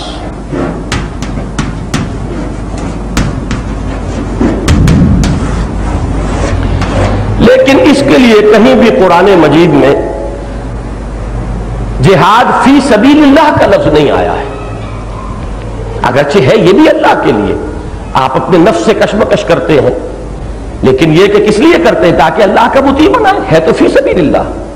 لیکن بطور واقعہ میں عرض کر رہا ہوں کہ اس پہلی منزل کے جہاد کے لیے اصطلاحاً جہاد فی سبیل اللہ کا لفظ نہیں آیا۔ مثلا حدیث میں آتا ہے المجاہد من جاہد نفسہ، مجاہد وہ ہے جو اپنے نفس کے ساتھ جہاد کرتا ہے، یہ بنیادی منزل ہے۔ یہی نہیں کی تو آگے کیا کرو گے؟ پہلی منزل ہی اگر نہیں ہے تو دوسری کیسے تعمیر کر لو گے، تیسری کیسے بنا لو گے؟ پہلی منزل تو ہو سکتی ہے بغیر دوسری اور تیسری کے، لیکن دوسری اور تیسری منزل تو نہیں ہو سکتی بغیر پہلی کے۔ کوئی ہوا میں تو منزل نہیں تعمیر کرو گے۔ ویسے مشہور ہے وہ ہینگنگ گارڈنز آف بیبیلونیا، لیکن اللہ جانے وہ کیا شکل تھی، لیکن بہرحال فضا میں آپ عمارت نہیں بنا سکتے۔ پہلی منزل ہوگی تو دوسری، دوسری پر تیسری۔ تو جہاد مع النفس، ایک حدیث میں یہ الفاظ بھی آئے ہیں کہ حضور سے پوچھا کہ ای الجہاد افضل یا رسول اللہ، اے اللہ کے رسول سب سے افضل جہاد کون سا ہے؟ آپ نے فرمایا تجاہد نفسک فی طاعت اللہ، اللہ اپنے نفس کے ساتھ جہاد کرو اور اسے اللہ کا مطیع بناؤ۔ اطاعت کا لفظ میں نے لکھا نا، اسلام، اطاعت، عبادت، اللہ کا بندہ بننا۔ تو جہاد مع النفس، اس کے ساتھ تابع ہے دو اور بھی۔ نفس میں پھونکے مارنے والی طاقت ہے شیطان، الذی یوسوس فی صدور الناس من الجنۃ والناس، لہذا شیطان سے کشمکش، یہ بھی انویزیبل ہے، نظر نہیں آتی، کشمکش تو ہوگی۔ اس کے علاوہ سوشل پریشرز ہوتے ہیں، ایک غلط معاشرہ ہے، بگڑا ہوا معاشرہ ہے، وہ بھی آپ کو غلط راستے پر دھکیلتا ہے۔ لو جی رشوت سب لے رہے ہیں، تم کیوں نہیں لیتے؟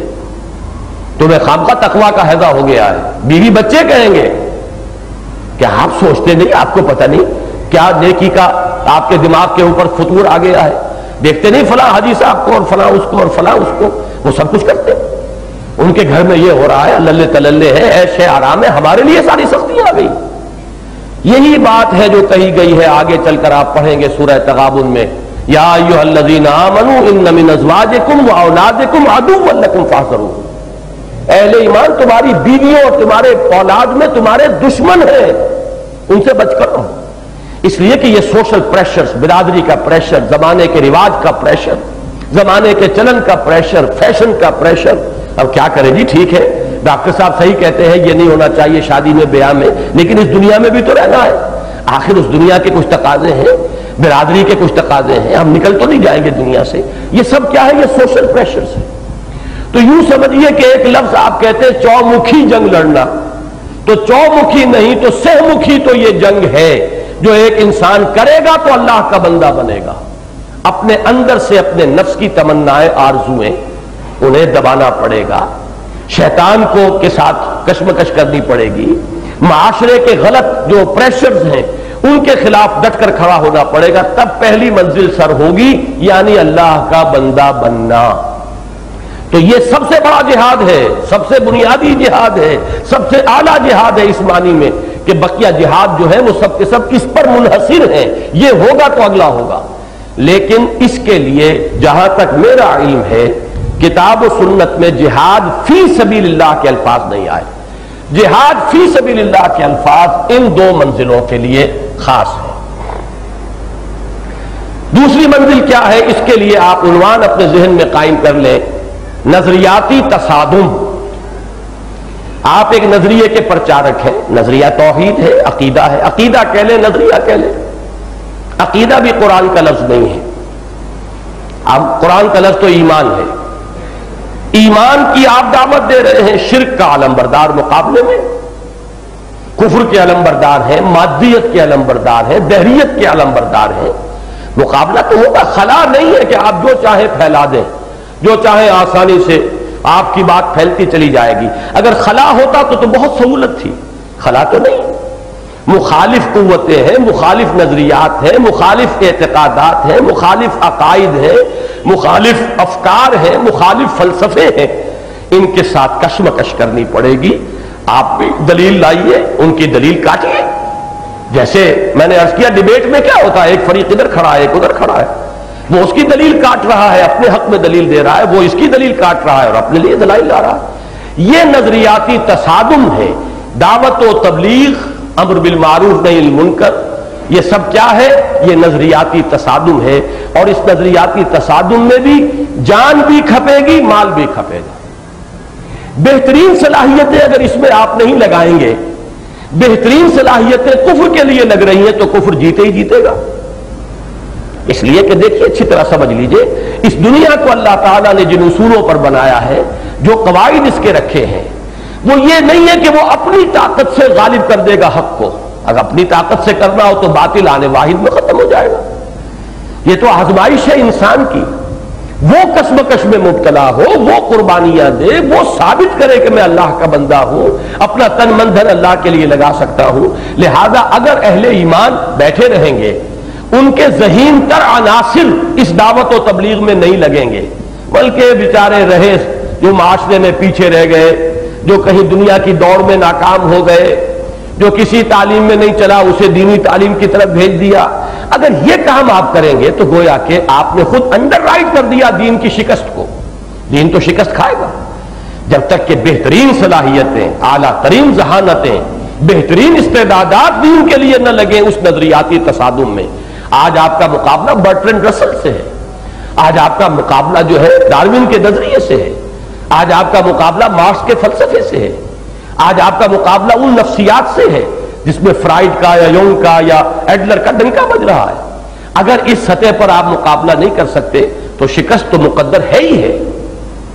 لہذا یہ جو سطح ہے یہ بھی معمولی نہیں ہے، بہترین صلاحیتیں کھپے اور پھر پیسہ لگے۔ اعلیٰ سے اعلیٰ نظریہ رکھا ہوا ہے، کتاب ہے بہت اعلیٰ چھپ گئی ہے، لکھی گئی ہے، چھاپے گا کون؟ انقلابی لٹریچر ہاٹ کیکس کی طرح بکنے والی شے نہیں ہے۔ یہ میثاق میں جو تازہ میری قسط آئی ہے اس میں یہ لفظ میں نے استعمال کیا ہے۔ ہاٹ کیکس کے طرح تو وہ چیز بکے گی جو زمانے میں جو ایگزسٹنگ جو ٹرینڈز ہیں ان کے مطابق ہو۔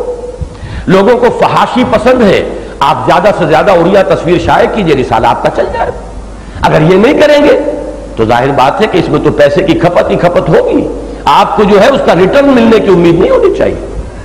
تو معلوم یہ ہوا کہ اس سطح پر جہاد فی سبیل اللہ، اس میں بھی جان اور مال کھپے گا، اور بہتر سے بہتر صلاحیتیں لگیں گی اور زیادہ سے زیادہ پیسہ لگے گا، تب ہی نظریاتی سطح پر اسلام کا بول بالا ہونے کا کوئی امکان ہے۔ یہ جہاد فی سبیل اللہ کی پہلی منزل اور جہاد کی دوسری منزل۔ مطلقاً جہاد کا لفظ استعمال کریں گے تو دوسری منزل، اس لیے کہ پہلی منزل تو یہ ہے مجاہدہ مع نفس، مجاہدہ مع شیطان، مجاہدہ مع معاشرہ، معاشرے کے ساتھ کشمکش، نفس کے ساتھ کشمکش، شیطان کے ساتھ کشمکش، یہ پہلی منزل ہے اور یہ جہاد اکبر ہے۔ لیکن یہ جو ہے جہاد فی سبیل اللہ کی پہلی منزل، فار دی کاز آف اللہ، آپ اس اللہ کے کاز کو پروموٹ کرنے کے لیے جو جہاد کریں گے، جان اور مال کھپائیں گے، اس کی پہلی منزل کیا ہے؟ دوسروں کو حق کی دعوت، حق کو حق ثابت کرنا، احقاق حق، باطل کو باطل ثابت کرنا، ابطال باطل۔ اس کے لیے صلاحیتیں بھی کھپیں گی اور مال بھی کھپے گا۔ جاہدوا فی سبیل اللہ باموالکم وانفسکم، اس کی پہلی منزل ہوئی نظریاتی تصادم میں اسلام کی بالادستی، اللہ کا بول بالا کرنے کے لیے جان اور مال کا کھپانا۔ اور دوسری منزل اور سب سے اونچی منزل اور سب سے کٹھن منزل، سب سے زیادہ یوں سمجھیے کہ پرخطر منزل، وہ ہے اللہ کے دین کو قائم کرنا۔ اس لیے کہ اب یہاں نظریاتی تصادم نہیں رہا، اب یوں سمجھیے کہ یہاں یا تو طبقاتی تصادم کہیں یا یہ کہ باقاعدہ قوتوں کا تصادم ہوگا، یہ فزیکل تصادم ہوگا، اس لیے کہ جو بھی نظام قائم ہے اس نظام کے ساتھ مراعات یافتہ طبقات ہمیشہ ہوتے ہیں۔ جاگیردارانہ نظام میں جاگیردار ہیں، ان کے لیے مراعات ہے، حقوق ہے، عام لوگ پس رہے ہیں۔ اب اگر آپ نظام بدلیں گے جاگیرداروں کے مفادات پر زد پڑے گی۔ مشرکانہ نظام ہے، بت پرستی والا نظام ہے، جو پروہت بنے بیٹھے ہیں، جو پجاری بنے بیٹھے ہیں، جن کے اللے تللے ہیں، نذرانوں پر نذرانے آ رہے ہیں، ان کے مفادات پر زد پڑے گی کہ نہیں؟ وہ مقابلے میں آئیں گے۔ ایبسولوٹ منارکی، شہنشاہیت، فرعونیت، نمرودیت، آپ اس کا خاتمہ کرنا چاہیں گے تو کیا وہ فرعون اور نمرود will they take it lying down؟ یا مقابلہ کریں گے، ریزسٹ کریں گے؟ نظام کہنا کے پاس بانو یہ معرض انقلاب میں ہے، آؤ کھڑے ہو جاؤ، stand up and guard up your lines, resist کرو، اس لیے کہ تمہارے مفادات کو خطرہ لاحق ہو رہا ہے۔ مجھے یاد آیا ایک قول ہے، منسوخ کیا گیا ہے یہ ابو سفیان کی طرف، جب وہ ابھی ابتدائی دور تھا اسلام کا، کہ حضرت عمار ابن یاسر رضی اللہ تعالیٰ عنہ نوجوان تھے، انہوں نے بڑی ہمت کی، جرت کی، اور قریش کی جو وہاں نشست گاہ تھی، چوپال، وہاں جا کر جو پیغام توحید ہے وہ سنایا۔ کسی نے قہقہ لگایا، کسی نے دھمکی دی، جان سے مار دیے جاؤ گے، پھر یہ بات نہ کہنا، پھر یہ تمہاری کیسی جرت کہ تم نے یہاں آ کر یہ بات کہی۔ ابو سفیان کا ایک قول نقل کیا گیا ہے کہ نوجوان، یہ بت صرف ہمارے معبود نہیں ہیں، ہماری آمدنی کا بھی ذریعہ ہے۔ یہ چڑھاوے جو پورے عرب سے آ کے چڑھائے جاتے ہیں، کہاں جاتے تھے؟ وہ پر چڑھاوے ظاہر بات ہے کہ جو وہاں کے پجاری ہیں، مجاور ہیں، وہ انہی کے پیٹوں میں جاتے تھے، وہ ان کے لیے سورس آف انکم تھی۔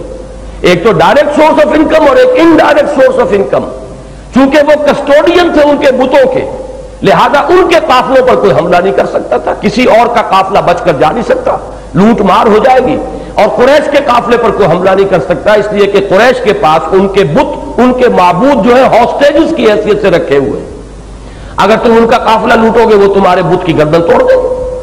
لہذا اپنے معبود کی خاطر، اپنے معبودوں کی سلامتی کے خاطر قریش کے قافلے کو سلامتی سے گزر جانے دو۔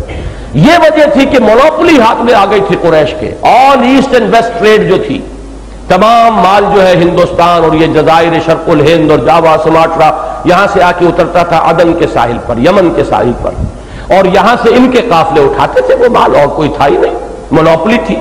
یہ قافلے لے جاتے تھے مال جو ہے میڈیٹرینین کے ساحل پر، اور وہاں سے وہ جاتا تھا یورپ کو، اور یورپ سے آیا ہوا مال وہاں میڈیٹرینین کے ساحل پر، شام کے ساحل پر اترتا تھا، یہ لے کر آتے تھے۔ رحلۃ الشتاء والصیف، گرمیوں میں اوپر کی طرف جاتے تھے، ٹھنڈا علاقہ ہے ذرا نسبتاً، سردیوں میں یمن کی طرف آتے تھے۔ یہ ان کا سال کا ایک چکر کافی تھا، وارے نیارے ہو گئے، ساری مشرق اور مغرب کی ٹریڈ جو ہے اس کی مونوپلی ان کے پاس، اس لیے کہ اور کوئی بھی عرب میں یہ کام نہیں کر سکتا تھا، کسی کا قافلہ بچ کر نہیں جا سکتا تھا لوٹ مار سے، اور ان کے قافلے کو کوئی آنچ نہیں آ سکتی تھی۔ لہذا اس مشرکانہ نظام کے ساتھ ان کے مفادات وابستہ تھے۔ اب اگر آپ نظام بدلنا چاہتے ہیں تو ظاہر بات ہے کہ مفادات پر چوٹ پڑتی ہے، اب تصادم ہوگا۔ یہ تصادم ہے جہاد فی سبیل اللہ کی آخری منزل، جسے پھر میں نے جدید اصطلاحات میں 3 حصوں میں تقسیم کیا ہے۔ جب بھی اس قسم کی جد و جہد ہوگی، ابتدائی مرحلہ ہوگا صبر کا، مار کھاؤ ہاتھ نہ اٹھاؤ، صبر محض۔ جب اتنی طاقت ہو جائے کہ اب تم بھی مقابلہ کر سکو تو اب وہ پیسو ریزسٹنس ایکٹیو ریزسٹنس میں بدل جائے گا، تم بھی آگے آؤ، چیلنج کرو، مقابلہ کرو، اور اس کے نتیجے میں پھر آرمڈ کانفلکٹ، مسلح تصادم، خونی تصادم، بلڈی جس کو آپ کہنا چاہیے تصادم، وہ ہو کر رہے گا۔ اس کے بعد یا تخت یا تختہ۔ اگر وہ حق کے علمبردار، وہ جہاد کی یہ منزلیں صحیح طے کر کے آئے تھے، اپنے نفس سے بھی جہاد کا مرحلہ طے کر چکے تھے، پھر یہ کہ اس دین کی علمی سطح پر، نظریاتی سطح پر بھی بالادستی منوا چکے تھے، معاشرے کے ذہین ترین عناصر سے اپنی بات کی حقانیت کا لوہا منوا چکے تھے، اب اگر وہ میدان میں آئیں گے تو پھر یہ پیسو ریزسٹنس، ایکٹیو ریزسٹنس، اور اس کے بعد اپنی جانوں کا نذرانہ پیش کر کے وہ اللہ کے دین کو بالفعل غالب کر دیں گے۔ جاء الحق وزهق الباطل ان الباطل كان زهوقا۔ لہذا یہاں آ کر اس کو اگر میں نے 3 حصوں میں تقسیم کیا ہے تو اس میں بھی آخری منزل جو ہے وہ قتال بن جائے گی۔ اب یہ جہاد اور قتال تک سفر ہے. جہاد تو شروع ہو گیا جہاد مع النفس سے، پھر جہاد نظریاتی سطح پر، دعوت، تبلیغ، نشر و اشاعت دین کی، اس میں بہترین صلاحیتیں صرف کرنا. پھر جب دین کے غلبے کی جد و جہد ہوگی تو وہ جد و جہد شروع میں ہوگی کہ مار کھاؤ ہاتھ نہ اٹھاؤ، پیسو ریزسٹنس، صبر محض. اصبروا یا آل یاسر، اے یاسر کے گھر والے صبر کرو. حضور فرماتے تھے فإن موعدکم الجنہ، تمہارے مقام، تمہارا وعدے کی جگہ جنت ہے. اجازت نہیں تھی ریٹیلیشن کی، انتقام کی، جوابی کارروائی کی اجازت نہیں.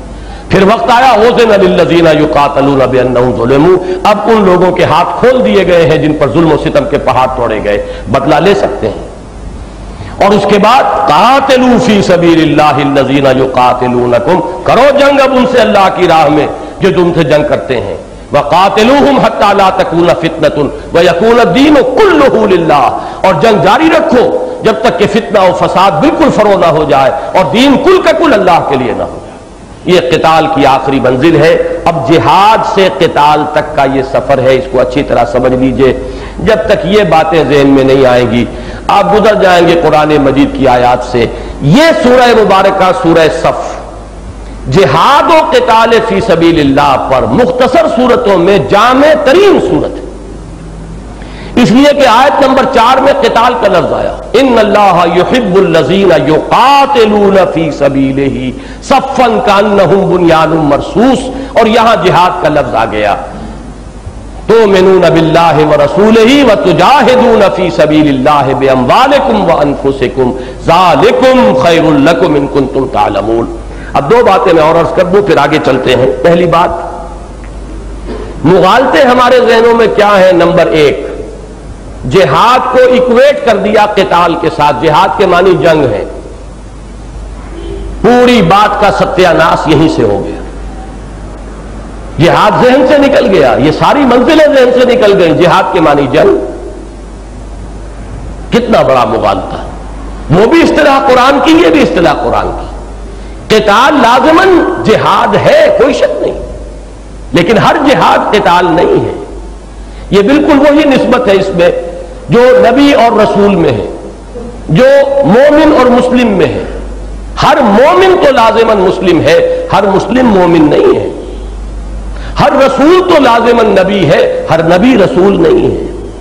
قتال تو لازماً جہاد ہے، جہاد کی چوٹی ہے، لیکن ہر جہاد قتال نہیں ہے. یہ فرق ذہن میں رکھیے. جہاد کی بہت سی منزلیں ہیں. جہاد ایک بہت براڈ بیسڈ فینومینن ہے، اور قتال یوں سمجھیے کہ ٹپ آف دی آئس برگ. وہ آئس برگ جو ہے جو پانی کے اندر ہے وہ سب مرجڈ ہے، وہ نظر نہیں آتا، اوپر نظر آتی ہے اس کی ٹپ. تو ٹپ آف دی آئس برگ وہ تو قتال ہے، لیکن جہاد تو وہ پورا آئس برگ ہے جو نگاہوں کے سے اوجھل ہو گیا. یہ ہے اس وقت ہمارا پہلا مغالطہ. اور دوسرا مغالطہ ستم بالائے ستم. یہ تو یوں سمجھیے کہ ظلم کی آخری حد کو بات پہنچ گئی.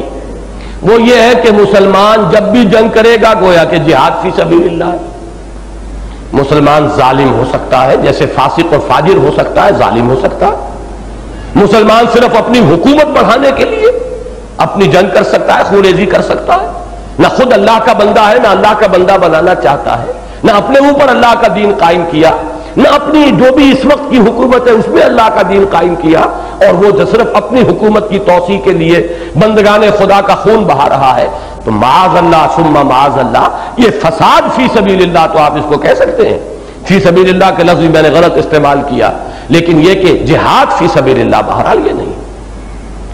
جہاد فی سبیل اللہ تو ہوگا لتکون کلمۃ اللہ ہی العلیٰ. حضور سے پوچھا گیا، حضور صلی اللہ علیہ وسلم سے، کہ حضور کوئی شخص جنگ کرتا ہے مال غنیمت کے لیے، کوئی شخص جنگ کرتا ہے شہرت ہو جائے اس کی شجاعت کی، کوئی شخص کسی قبائلی یا قومی حمیت میں جنگ کرتا ہے، تو کون مجاہد فی سبیل اللہ ہے؟ حضور نے فرمایا مجاہد فی سبیل اللہ صرف وہ شخص ہے جو اس لیے جنگ کرتا ہے لتکون کلمۃ اللہ ہی العلیٰ، کہ اللہ کا کلمہ ہی سب سے اونچا اور سربلند ہو جائے. اس کے سوا کوئی مقصد آپ کا ہے؟ ہاں ایک جائز جنگ ہے، مسلمان ہے جیسے بھی ہے، فاسق ہے، فاجر ہے، اپنے ملک میں رہ رہے تھے، کسی دشمن نے حملہ کر دیا ہے، دفاع جو ہے اس کی جنگ وہ یقیناً جائز جنگ ہے، اس میں کوئی شخص جان دیتا ہے تو شہید ہے. اس لیے کہ حضور نے اصول بیان فرمایا ہے کہ من قتل دون مالہ فہو شہید، جو اپنے مال کی حفاظت میں قتل ہو گیا، مارا گیا، وہ بھی شہید ہے، چاہے وہ بہرحال وہ متقی انسان نہ ہو، مسلمان ہے، لیکن اس پر حملہ ہوا ہے، اس نے اپنے تحفظ کے اندر جنگ کی ہے، تو یہ جائز جنگ ہے۔ لیکن اگر ایسی شکل نہیں ہے، اپنی نفسانی خواہشات کے لیے، اپنے غلبے اور اپنے اقتدار، اپنی ذاتی حکومت کو وسیع کرنے کے لیے اگر جنگ کی جا رہی ہے، تو معاذ اللہ ثم معاذ اللہ، یہ جہاد فی سبیل اللہ کی کوئی شکل نہیں۔ تیسرا مغالطہ، یہ مغالطہ ہے کہ جو دینی حلقوں میں آیا، اور بدقسمتی سے ایک دور میں، آج تو خیر ہر مسلمان جانتا ہے کہ غلام احمد قادیانی دائرہ اسلام سے خارج، لیکن یہ ہے کہ ایک دور تو ایسا تھا جب کہ ابھی بات واضح نہیں ہوئی تھی، بڑے بڑے علماء جو ہے اس سے متاثر تھے کہ اس نے بڑا کام کیا ہے، آریاؤں کو شکست دی ہے، آریوں کو اور عیسائیوں کو شکست دی مناظروں کے اندر، تو وہ تو ایک طرح کا ہیرو بن گیا تھا ایک وقت میں۔ اس نے اس کو ایک فلسفے کی حیثیت سے پیش کیا کہ دین کے لیے حرام ہے اب دوستو قتال، قتال حرام تو جہاد حرام۔ یہ جہاد کی حرمت یہ اس دور کے اندر آ کر کی ہے اس شخص نے، لیکن واقعہ یہ ہے کہ تمام مسلمانوں کے ذہن میں بھی یہ بات بیٹھ گئی ہے کہ جہاد فرض عین نہیں ہے، جہاد فرض کفایہ ہے۔ کیوں؟ جنگ فرض کفایہ ہوتی ہے، اور جب جہاد اور جنگ اکویٹ ہو گئے تو گویا کہ جہاد فرض کفایہ ہو کر آنکھ ہو جل پہاڑ ہو جل، ہمارے دینی تصورات کے دائرے سے ہی جہاد خارج ہو گیا۔ وجہ کیا ہے کہ اس کو آپ نے اکویٹ کر دیا قتال کے ساتھ۔ جب قتال کہا تو قتال یقیناً فرض کفایہ ہے، فرض عین نہیں ہے، ہر وقت ہر مسلمان پر فرض نہیں ہے۔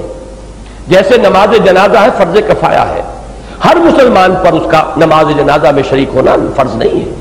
ہاں اگر کسی آبادی میں کسی نے بھی نماز نہیں پڑھی، کوئی مسلمان ایسا رہ گیا غریب، تو وہ سب کے سب گناہگار ہو جائیں گے، لیکن چند لوگوں نے بھی نماز جنازہ پڑھ لی تو باقی سب کی طرف سے وہ کفایہ کر جائے گا، کفایت ہو جائے گی، کافی ہو جائے گا، وہ فرض کفایہ ہے۔ اسی طرح جنگ ہے، مثلا حضور کو کسی جنگ کے لیے مہم بھیجنی ہے، حضور نے فرمایا 3000 آدمی چاہیے، 3000 آدمی نکل آئے تو باقیوں کے اوپر سے فرض ساقط ہو گیا۔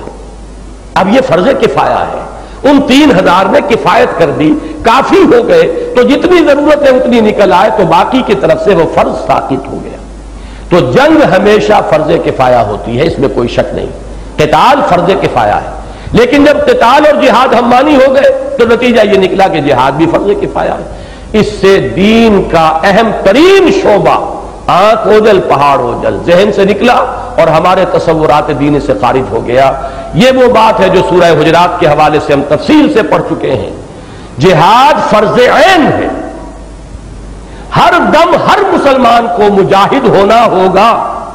ظاہر بات ہے ہر وقت اگر ایمان ہے اس کے دل میں، نفس سے کشمکش کر رہا ہے کہ نہیں کر رہا ہے، شیطان سے کشمکش کر رہا ہے کہ نہیں کر رہا ہے، یہ تو ہر آن ہر لہجہ ہر سانس جہاد ہے۔ اور پھر اگر وہ واقعی ایمان اس میں ہے، غیرت ہے، تو وہ دین کی دعوت و تبلیغ کی ذمہ داری اس پر ہے کہ کسی اور پر ہے؟ دین کی دعوت و تبلیغ کے لیے جو کام کر رہا ہے جہاد کر رہا ہے، دین کی اقامت کی جد و جہد کے لیے جماعت قائم کی ہے، محنت کر رہے ہیں، تیاری کر رہے ہیں، جمعیت فراہم کرنے کے مرحلے میں ہے، ابھی کوئی ہتھیار نہیں اٹھائے، ابھی کبھی میدان میں نہیں نکلے، ابھی چیلنج نہیں کیا، جہاد تو ہو رہا ہے۔ غلبہ دین کی جد و جہد کرنا فرض عین ہے، دین کی دعوت و تبلیغ یہ فرض عین ہے، اپنے نفس سے جہاد کرنا فرض عین ہے، لہذا جہاد کی یہ ساری منزلیں فرض عین کے درجے میں ہے سوائے ایک قتال کے۔ اب قتال اور جہاد کو جب آپ نے ہم مانی قرار دے دیا، آپ نے سارے کے سارے جہاد کو اپنے ذہن سے نکال دیا، اور یہی دین کی پامالی اور دین کے سرنگو ہونے کا اصل سبب ہے۔ جہاد زندہ ہو تو دین کیسے مغلوب ہو جائے؟ جب جذبہ جہاد سر پڑ گیا تو ظاہر بات ہے کہ اب دین کو مغلوب اور پامال ہونا ہی تھا۔ یہ ہے اہمیت اس لفظ جہاد کو سمجھنے کی کہ یہ تو ایمان کا وہ لازمی تقاضا ہے کہ ایمان ہوگا تو جہاد ہوگا، اور جہاد نہیں ہے تو ایمان نہیں، سیدھی سیدھی بات۔ یہ لازم و ملزوم کے طور پر جو سورہ حجرات کی آیت نمبر 15 میں آیا ہے، انما المؤمنون الذين آمنوا بالله ورسوله ثم لم يرتابوا وجاهدوا باموالهم وانفسهم في سبيل الله اولئك هم الصادقون۔ مومن تو صرف وہ ہے جو ایمان لائے اللہ پر اور اس کے رسول پر، پھر شک میں نہیں پڑے اور انہوں نے جہاد کیا اللہ کی راہ میں اور کھپائے اس میں اپنی جانیں بھی اور اپنے مال بھی۔ صرف یہی لوگ سچے ہیں دعوی ایمان میں۔ معلوم ہوا جہاد سے تو مفر ہی نہیں ہے، جہاد سے there is no escape، جہاد تو ہر حال میں کرنا ہے، جہاد تو ایمان کا لازمی تقاضا ہے، جہاد کے بغیر ایمان ثابت ہی نہیں۔ یہ تمام چیزیں ذہن میں بٹھا لیجئے۔ ہاں جہاد کی آخری منزل قتال فی سبیل اللہ، یہ قتال جب نقد جان ہتھیلی پر رکھ کر انسان میدان میں حاضر ہو جائے، گولی کھانے کے لیے تیار، گردن کٹوانے کے لیے بیتاب، جان دینے کے لیے اور سرخرو ہونے کے لیے اللہ کے ہاں بیتاب، اب یہ چوٹی پر پہنچ گیا۔ اسی لیے اسی سورہ صف کی آیت نمبر 4 میں اسے محبوبیت خدابندی کا مقام قرار دیا گیا۔ ان اللہ یحب الذین یقاتلون فی سبیلہ صفا کانہم بنیان مرصوص، اللہ کو تو محبت اپنے ان بندوں سے ہے جو اس کی راہ میں جہاد کرتے ہیں، قتال کرتے ہیں، ایسی صفیں باندھ کر گویا کہ سیسا پلائی ہوئی دیوار۔ اب میں آج جو ہے اس پورے بقیہ رکوع کا درس نہیں دے سکتا، لیکن صرف آخری آیت ہم چھوڑیں گے اگلے درس کے لیے۔ اب جو اگلی 2 آیتیں ہیں وہ پڑھ لیجئے تاکہ یہ 4 آیتوں کا ایک سیکشن مکمل ہو جائے۔ اس سورہ صف کے بارے میں سمجھ لیجئے، 4 آیتوں کا ایک سیکشن تھا پہلا، پھر 4 کا دوسرا، پھر ایک آیت آئی تھی منفرد، هو الذی ارسل رسولہ بالہدی ودین الحق، جو عظیم ترین آیات میں سے قرآن مجید کے، پھر 4 آیتوں کا سیکشن ہے، پھر ایک آیت آئے گی نہایت عظیم آیت، اس پر انشاءاللہ تعالی پورا مکمل درس ہوگا۔ اور پھر یہ کہ اس حصے کا جو ربط و تعلق ہے سابقہ 2 حصوں کے ساتھ اس کو بھی واضح کر دیا جائے گا۔ اتنا ضرور سمجھ لیجئے کہ یہ جو آیت آئی هو الذی ارسل رسولہ بالہدی ودین الحق لیظہرہ علی الدین کلہ ولو کرہ المشرکون، اس کے بعد جو 2 یہ آیات آئیں اس نے کیا بات معین کر دی کہ جہاد کا آخری ہدف ہے غلبہ دین۔ منزلیں تو یہ 2 ہے، 2 سیڑھیاں ہیں، ان پہ ایک ایک سیڑھی کر کے چڑھو گے، لیکن ہدف وہ رکھو معین، اللہ کے دین کو غالب کر دینا بالفعل، یہ ہے اس جہاد کا ہدف، یہ ہے اس کا مقصود، یہ ہے اس کی آخری منزل۔ پہنچنے کی نیت وہاں کی ہونی چاہیے، البتہ یہ کہ درمیان میں موت آ جائے سرخرو ہے انسان۔ ہجرت کی نیت کر لی، مکے سے نکل کھڑا ہوا، مدینے نہیں پہنچا، درمیان میں موت آ گئی، فقد وقع اجرہ علی اللہ، اس کا اجر اللہ کے ذمہ ہے، چاہے وہ مدینے پہنچا یا نہیں پہنچا۔ اس لیے اس منزل کا قصد کر کے آپ نے جد و جہد شروع کر دی، جہاد شروع کر دیا، وہاں تک پہنچ جائیں تب بھی کامیاب، نہ پہنچے درمیانی منزل ہی میں موت آ جائے تب بھی کامیاب۔ اب دیکھیے جو 2 آیات ہیں ان کو پڑھ لیجئے۔ یہ ہے اس ذالکم خیر لکم ان کنتم تعلمون کی شرح۔ یہ کیا خیر ہے اس میں، کیا بھلائی ہے، کیا نفع ہے، اس تجارت کی منفعت کون سی ہے؟ نمبر 1 یغفر لکم ذنوبکم، یہاں یغفر رے پر جو جزم ہے اس نے ثابت کر دیا کہ وہ فعل امر تھا، اس لیے کہ یہ اب کلام خبریہ نہیں ہے بلکہ یہ جزائے شرط ہے۔ وہ شرط ہے جہاد کرو گے، ایمان صحیح رکھو گے تو اللہ تعالیٰ یہ جزا دے گا، یغفر لکم ذنوبکم، تمہاری خطائیں بخش دے گا، جو غلطیاں ہوں گی، جو خطائیں ہوں گی بخش دے گا۔ اس میں بھی اب ایک بات خاص طور پر نوٹ کیجئے، دیکھیے کون سی خطائیں بخش دے گا۔ ایک تو خطائے اکبر ہے، وہ کیا ہے؟ اس راستے پر آپ چل ہی نہیں رہے، آپ نے اپنی توانائیاں لگائی ہیں دنیا کے اندر، آپ کا ہدف ہی دنیا ہے، مقصود ہی دنیا ہے، دولت ہے۔ وہ جو اقبال نے کہا ہے یہ مال و دولت و دنیا، یہ رشتہ و پیوند، بتان وہم و گما لا الہ الا اللہ، آپ چلی ادھر رہے، کعبے کی طرف آپ کا رخ ہی نہیں، آپ تو ترکستان کی طرف جا رہے ہیں۔ ترسم کے بے کعبہ نہ رسی ہے عرابی کی راہ کے تمی روی میں ترکستان است۔ اگر رخ ہی غلط ہے تو خطا کے معاف ہونے کا سوال ہی نہیں، البتہ رخ صحیح کر لیا، انی وجہت وجہی للذی فطر السماوات والارض حنیفا، ہدف بنا لیا، هو الذی ارسل رسولہ بالہدی ودین الحق لیظہرہ علی الدین کلہ، اور آپ نے سفر شروع کر دیا۔ اب سفر کرتے ہوئے ظاہر بات ہے کوئی ذرا توانا آدمی ہوتا ہے، تیز چلتا ہے، کوئی کمزور ہے آہستہ آہستہ چلتا ہے، کوئی گھسٹ گھسٹ کر چل رہا ہے، معذور ہے، لیکن چل رہا ہے اسی سمت میں، اسی رخ پر۔ کبھی ایسا بھی ہوتا ہے راستے کے اندر کہیں کوئی پھسلن تھی، آپ گر پڑے، لیکن پھر آپ اٹھے، پھر چلے، آپ نے ہمت نہیں چھوڑی، رخ نہیں بدلا، سفر کی منزل وہی رہی، چلتے رہے امکانی حد تک۔ تو جو بھی خطائیں ہیں، لغزشیں ہیں، پھسل گئے ہیں، کہیں خطا ہو گئی ہے، غلطی ہو گئی ہے، اللہ معاف فرما دے گا، کنڈون کرے گا۔ لیکن رخ ہی اور ہے، جا ہی کسی اور طرف جانے من رہے ہیں، اپنی منزل مقصودی کوئی اور معین کی ہے، نصب العین ہی دنیا کو بنایا ہوا ہے، دنیا و ما فیہا کو، تو اب خطا کے معاف ہونے کا کیا سوال؟ یہ تو خطا نہیں، یہ تو رخ ہی آپ کا جدا ہے۔ تو یہ خطائیں کون سی ہیں؟ یغفر لکم ذنوبکم، تمہاری خطائیں تقصیریں معاف کر دے گا اللہ تعالیٰ۔ اس راہ پر چلتے ہوئے ضعف کا کبھی مظاہرہ ہو گیا، اس راستے پر چلتے ہوئے کہیں پھسلن میں قدم پھسل گیا، گر گئے، لیکن پھر اٹھے اور چل پڑے، تو جو بھی کمیاں رہ جائیں گی، کوتاہیاں رہ جائیں گی، اللہ کنڈون کر دے گا، اللہ معاف فرما دے گا۔ یغفر لکم ذنوبکم ویدخلکم جنات تجری من تحتہا الانہار، اور تمہیں داخل کرے گا ان باغات میں جن کے نیچے نہریں بہتی ہوں گی، اور نیچے کا صحیح مفہوم کیا؟ جن کے دامن میں ندیاں بہتی ہوں گی۔ عام جو ایک نیچرل گارڈن کا تصور ہے دنیا میں ہمیشہ رہا ہے، ذرا اونچائی کے اوپر پلانٹیشن ہوتی تھی، پودے ہیں، درخت ہیں، اس لیے کہ اگر نیچائی میں تو پانی سیلاب آتا ہے تو بہا کے لے جاتا ہے، ڈھلوان ہے نیچے، وہاں کوئی چشمہ بہ رہا ہے، اور اس سے جو پانی جذب ہو رہا ہے زمین میں، اسی سے سیلاب ہو رہے ہیں وہ پودے اور وہ درخت کے جو ذرا اونچان پر ہیں۔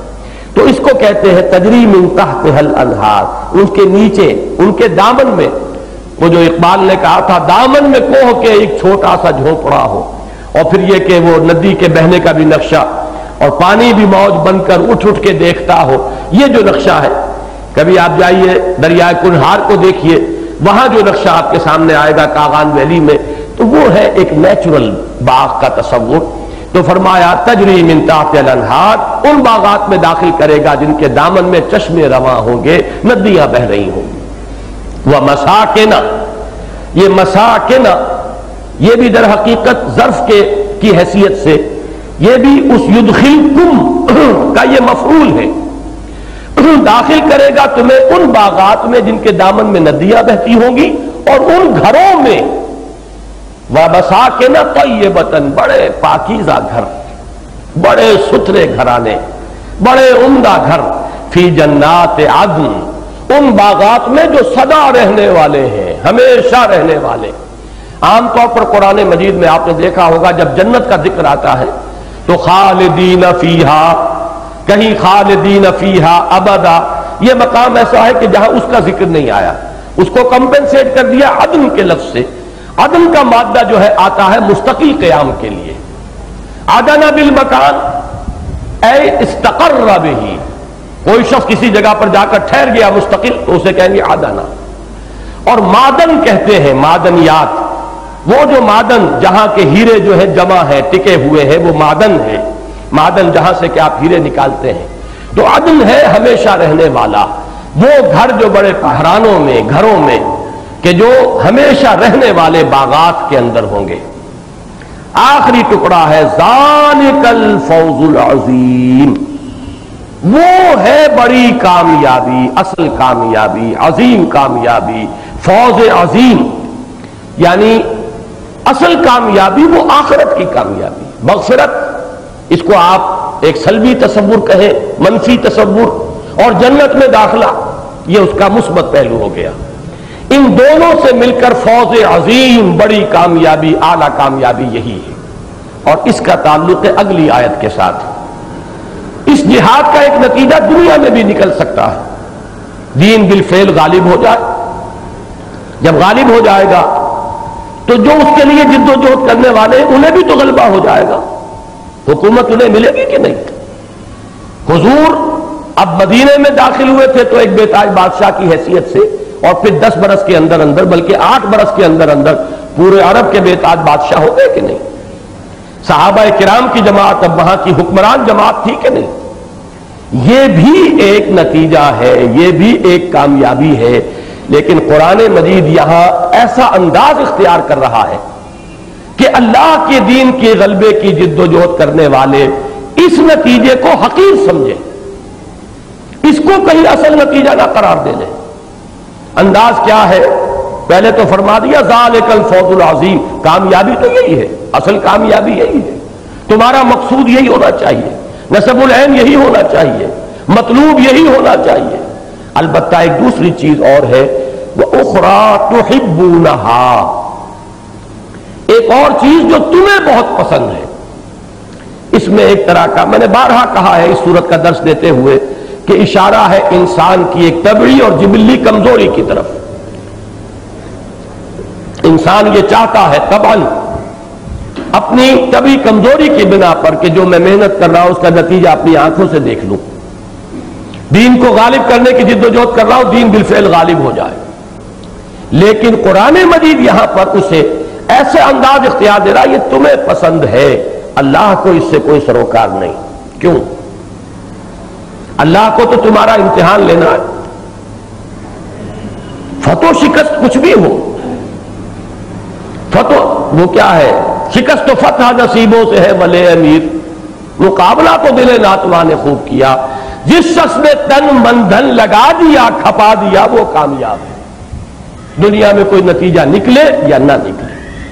یہ بات میں اپنے گمان اور جو اس عبارت کا اٹھان ہے، انداز ہے، ایک سیاق و سباق جو ہے اس کی روح سے کہتا رہا ہوں، لیکن آج اللہ کے فضل و کرم سے مجھے امام راضی کی گواہی مل گئی، میں تفسیر کبیر دیکھ رہا تھا تو بڑے پیارے الفاظ مل گئے، وَفِي تُحِبُّونَهَا شَيْءٌ مِّنَ التَّوْبِيخ، یہ تحبونہ کے الفاظ میں اللہ کی طرف سے ایک طرح کی توبیخ ہے، علی محبت العاجل، کہ اس میں بھی تمہارے اندر ایک محبت ہے اس دنیا کی جلدی والی چیز جو ہے، دنیا میں غلبہ ہو جائے، ہماری محنت کا نتیجہ نکل آئے، ہماری کوشش سفل ہو جائے، انقلاب آ جائے، یہ بھی حب عاجلہ کی ایک شکل ہے، اور یہاں توبیخ ہے، اس کی مذمت کی جا رہی ہے۔ یہ تمہیں پسند ہے، اللہ کے نگاہ میں اس کی کوئی حیثیت نہیں۔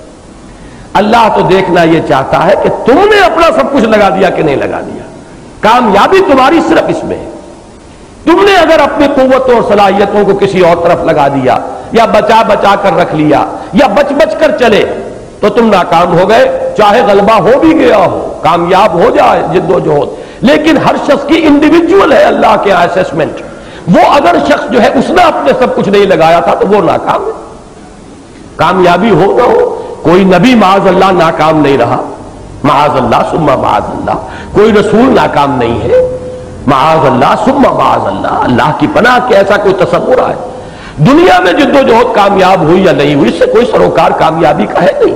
جب زندگی اصل زندگی وہ ہے، اور سورہ تغابن میں آپ پڑھیں گے ذالک یوم التغابن، وہی ہے اصل ہار اور جیت کا دن، تو پھر یہاں کی ہار اور جیت کو کیوں اپنے ذہن میں رکھا ہوا ہے؟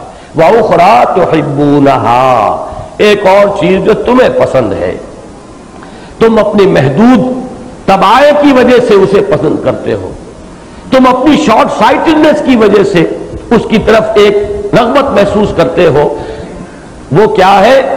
نصر من اللہ و فتح قریب، اللہ کی طرف سے نصرت ہے اور فتح قریب ہے۔ اب فتح جو ہے آیا چاہتی ہے، اب ظاہر بات ہے کہ یہ آیہ مبارکہ کسی خاص آیہ مبارکہ کسی خاص وقت اور محل پر بامانی ہوگی۔ یہ الفاظ حضرت نوح علیہ السلام سے تو نہیں کہے گئے ہوں گے، ان کی جد و جہد دنیاوی اعتبار سے تو کامیاب نہیں ہوئی۔ یہ الفاظ ظاہر بات ہے کہ حضرت مسیح علیہ السلام سے بھی نہیں کہے جا سکتے۔ یہ بات مکی دور کے اندر بھی نہیں کہی گئی۔ کتنے ہی صحابہ ہیں شہید ہو گئے، حضرت یاسر اور ان کی اہلیہ حضرت سمیہ رضی اللہ تعالیٰ عنہ شہید کر دیے گئے۔ انہوں نے یہ غلبہ دین کی عملی شکل تو اپنی آنکھوں سے نہیں دیکھی۔ حضرت حمزہ، حضرت مصعب بن عمیر جیسے محمد الرسول اللہ صلی اللہ علیہ وسلم کے شیر، اسد اللہ و اسد الرسول، وہ غزوہ احد میں شہید ہو گئے، 70 صحابہ اور شہید ہو گئے۔ انہوں نے تو یہ فتح مکہ کا جو منظر ہے، روح پرور منظر، وہ اپنی نگاہوں سے نہیں دیکھا۔ معلوم ہوا یہ خاص وقت میں، خاص حالت میں، خاص سچویشن میں، خاص موقع پر آیت ہے جو نازل ہوئی.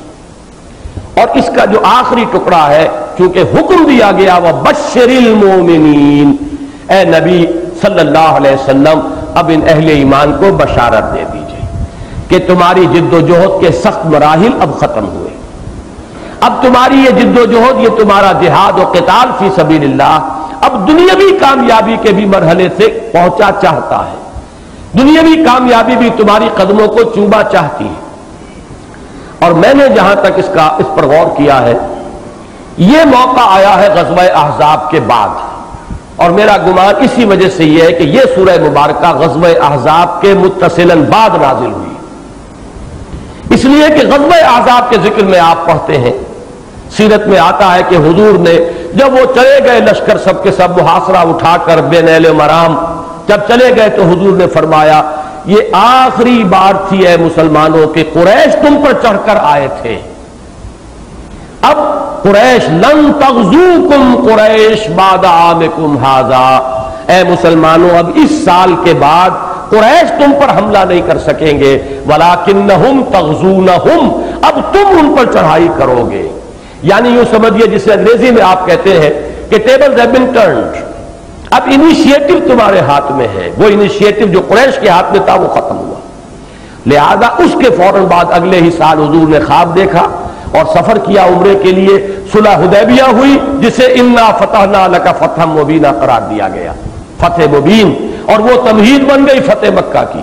2 سال کے اندر اندر اللہ تعالیٰ نے مکے کے اندر وہ منظر جو ہے 10,000 قدیسیوں کی ساتھ کی معیت میں محمد الرسول اللہ فاتح کی حیثیت سے مکے میں داخل ہوئے، جہاں سے 8 سال پہلے نکلے تھے جان بچا کر، تو 3 دن رات غار ثور کے اندر پناہ لینی پڑی تھی. یہ ہے وہ محل اور مقام. لیکن یہ بات سمجھ لیجئے، اسلامی تحریکوں کے لیے زہر حلاہل ہے اگر وہ دنیاوی کامیابی کو اپنا مقصود بنا لے، اور وہ ساری روشنی اس آیت سے ملے گی. اسلامی تحریک دین کے غلبے کی جد و جہد میں جو بھی شریک ہے، جو مجاہد فی سبیل اللہ ہے، اسے دنیاوی نتیجے سے بالکل بے نیاز ہو جانا چاہیے. ذہن میں کوئی تعلق نہ رکھے. میں نے ہندو فلسفے کے حوالے سے کسی موقع پر بیان کیا تھا، ٹوٹل ڈیٹیچمنٹ. آپ ایک کام کر رہے ہیں اپنے فرض کی ادائیگی کے لیے، نتیجہ کیا نکلتا ہے کیا نہیں نکلتا، اس سے ٹوٹلی ڈیٹیچ کر لیجئے اپنے آپ کو، ذہناً بالکل اس سے اپنا تعلق منقطع کر لیجئے. اگر اس کے ساتھ آپ کی ذہنی اور جذباتی وابستگی رہ گئی تو نتیجہ کیا ہوگا؟ آپ سیدھے راستے پر چل رہے تھے، وہ راستہ بند نظر آ رہا ہے، کامیابی نظر نہیں آ رہی، کوئی ٹیڑھا راستہ، کوئی پگڈنڈی، کوئی شارٹ کٹ، کوئی اور کوشش، اس کے اندر جو ہے بائی ہک اور بائی کروک وہ کامیابی حاصل کرنے کا جذبہ پیدا ہو جاتا ہے، اور یہی تحریکوں کی تباہی اور بربادی اور صحیح راستے سے ہٹ کر غلط راستے پر پڑنے کا سبب ہے. یہ ہے جو بہت ہی باریک بڑے لطیف پیرائے میں بات واضح کر دی گئی کہ ذالکم خیر لکم ان کنتم تعلمون. اصل شرح تو یہ ہے یغفر لکم ذنوبکم ویدخلکم جنات تجری من تحتہا الانہار ومساکن طیبۃ فی جنات عدن ذالک الفوز العظیم. بات ختم ہوئی. کامیابی تو وہ ہے. اگر کامیابی کا کوئی اور تصور ذہن میں ہے، برابر بھی بٹھا لیا ہے دنیاوی کامیابی کو اس کامیابی کے کہ یہ بھی ہے وہ بھی ہے، تو نقطۂ نظر جو ہے غلط ہو جائے گا. اگرچہ طبی کمزوری ہے انسان کی، خلق الانسان ضعیفا قرآن کہتا ہے، انسان کمزور بنایا گیا ہے، اس میں عجلت پسندی بھی ہے، خلق الانسان من عجل. اب ان چیزوں کی وجہ سے، چونکہ ایک طبی کمزوری کی وجہ سے ہے مسلمانوں، تم فتح کو پسند کرتے ہو، لہذا اب وہ موقع بھی آ گیا کہ تمہیں یہ خوشخبری بھی دے دی جائے تم امتحانات میں سے کامیاب گزر آئے ہو. غزوہ احزاب شدید ترین امتحان تھا. وَزُلْزِلُوا زِلْزَالًا شَدِيدًا، یہ الفاظ آئے سورہ احزاب کے اندر. وہ ہلا مارے گئے شدت کے ساتھ، ایسا سخت امتحان. لیکن جب تم اس میں بھی کامیاب ہو گئے مسلمانوں تو اب تمہارے لیے ایک نوید ہے، اب فتح تمہارے قدم چوما چاہتی ہے. وَأُخْرَىٰ تُحِبُّونَهَا، پھر نوٹ کر لیجئے امام راضی لکھتے ہیں وَفِي تُحِبُّونَهَا شَيْءٌ مِّنَ التَّوْبِيخِ عَلَى مَحَبَّةِ الْعَاجِلِ، یہ جلدی والی شے کی محبت پر ایک توبیخ ہے، ایک تنقید کی گئی ہے، اس کی ایک مذمت ہے جو اس نظم میں آئی ہے تحبونہا، جو تمہیں بہت پسند ہے، لیکن بہرحال تمہیں یہ پسند ہے تو لو یہ بھی ہم نے تمہیں دیا۔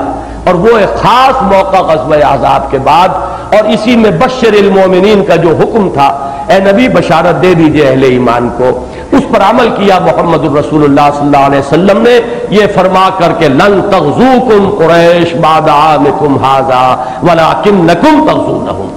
اب ایک بات اور نوٹ کر لیں، سورہ توبہ میں احدی الحسنیین کہا گیا ہے۔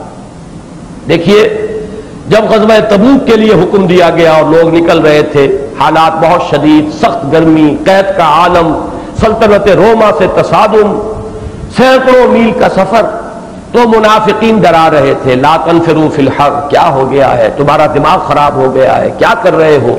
تو جواباً کہلوایا گیا قل هل تربصون بنا الا احدى الحسنیین، اے مسلمانوں ان سے کہو، اے نبی ان سے کہیے کہ تم ہمارے بارے میں دو اعلیٰ ترین چیزوں کے سوا کس تیسری چیز کا امکان سمجھتے ہو؟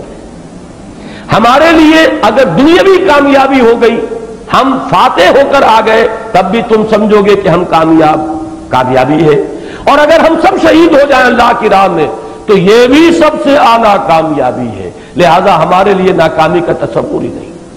بندہ مومن کی جد و جہد صحیح رخ پر ہو، صحیح نیت سے ہو، ناکامی کا کیا سوال ہے؟ البتہ یہ ہے کہ نیت میں خلل ہو تو ناکامی پہلے قدم پر ہے، اور اگر انسان کا یہ ظرف ایمانی جو ہے یہ ذرا اتھلا ہے، کم گہرا ہے، تو پھر ان چیزوں کی طرف ذہن جاتا ہے بار بار۔ لیکن واقعہ یہ ہے کہ اس آیہ مبارکہ میں رہنمائی ہے بڑی عظیم، ان چیزوں سے ذہناً بالکل لا تعلق ہو کر اپنے اس فرض کو ادا کرنے کے لیے تن من دھن لگاؤ کہ اللہ کے دین کے غلبے کی جد و جہد فرض ہے، بعثت محمدی کے مقصد کی تکمیل اعلیٰ صاحب الصلاۃ والسلام، اس کے لیے تن من دھن لگا دینا فرض ہے۔ اب وہ ہو فبیہا، نہ ہو تب بھی فبیہا، تمہارے لیے دونوں شکلیں برابر کامیابی کی ہیں، دونوں احدی الحسنیین کے درجے میں ہیں، اعلیٰ ترین حسنہ، وہ دونوں کی دونوں انتہائی حسنہ ہیں۔ اس تصور کو سامنے رکھیں گے تو بددلی کا کوئی سوال نہیں، پست ہمتی کیسے پیدا ہو جائے گی؟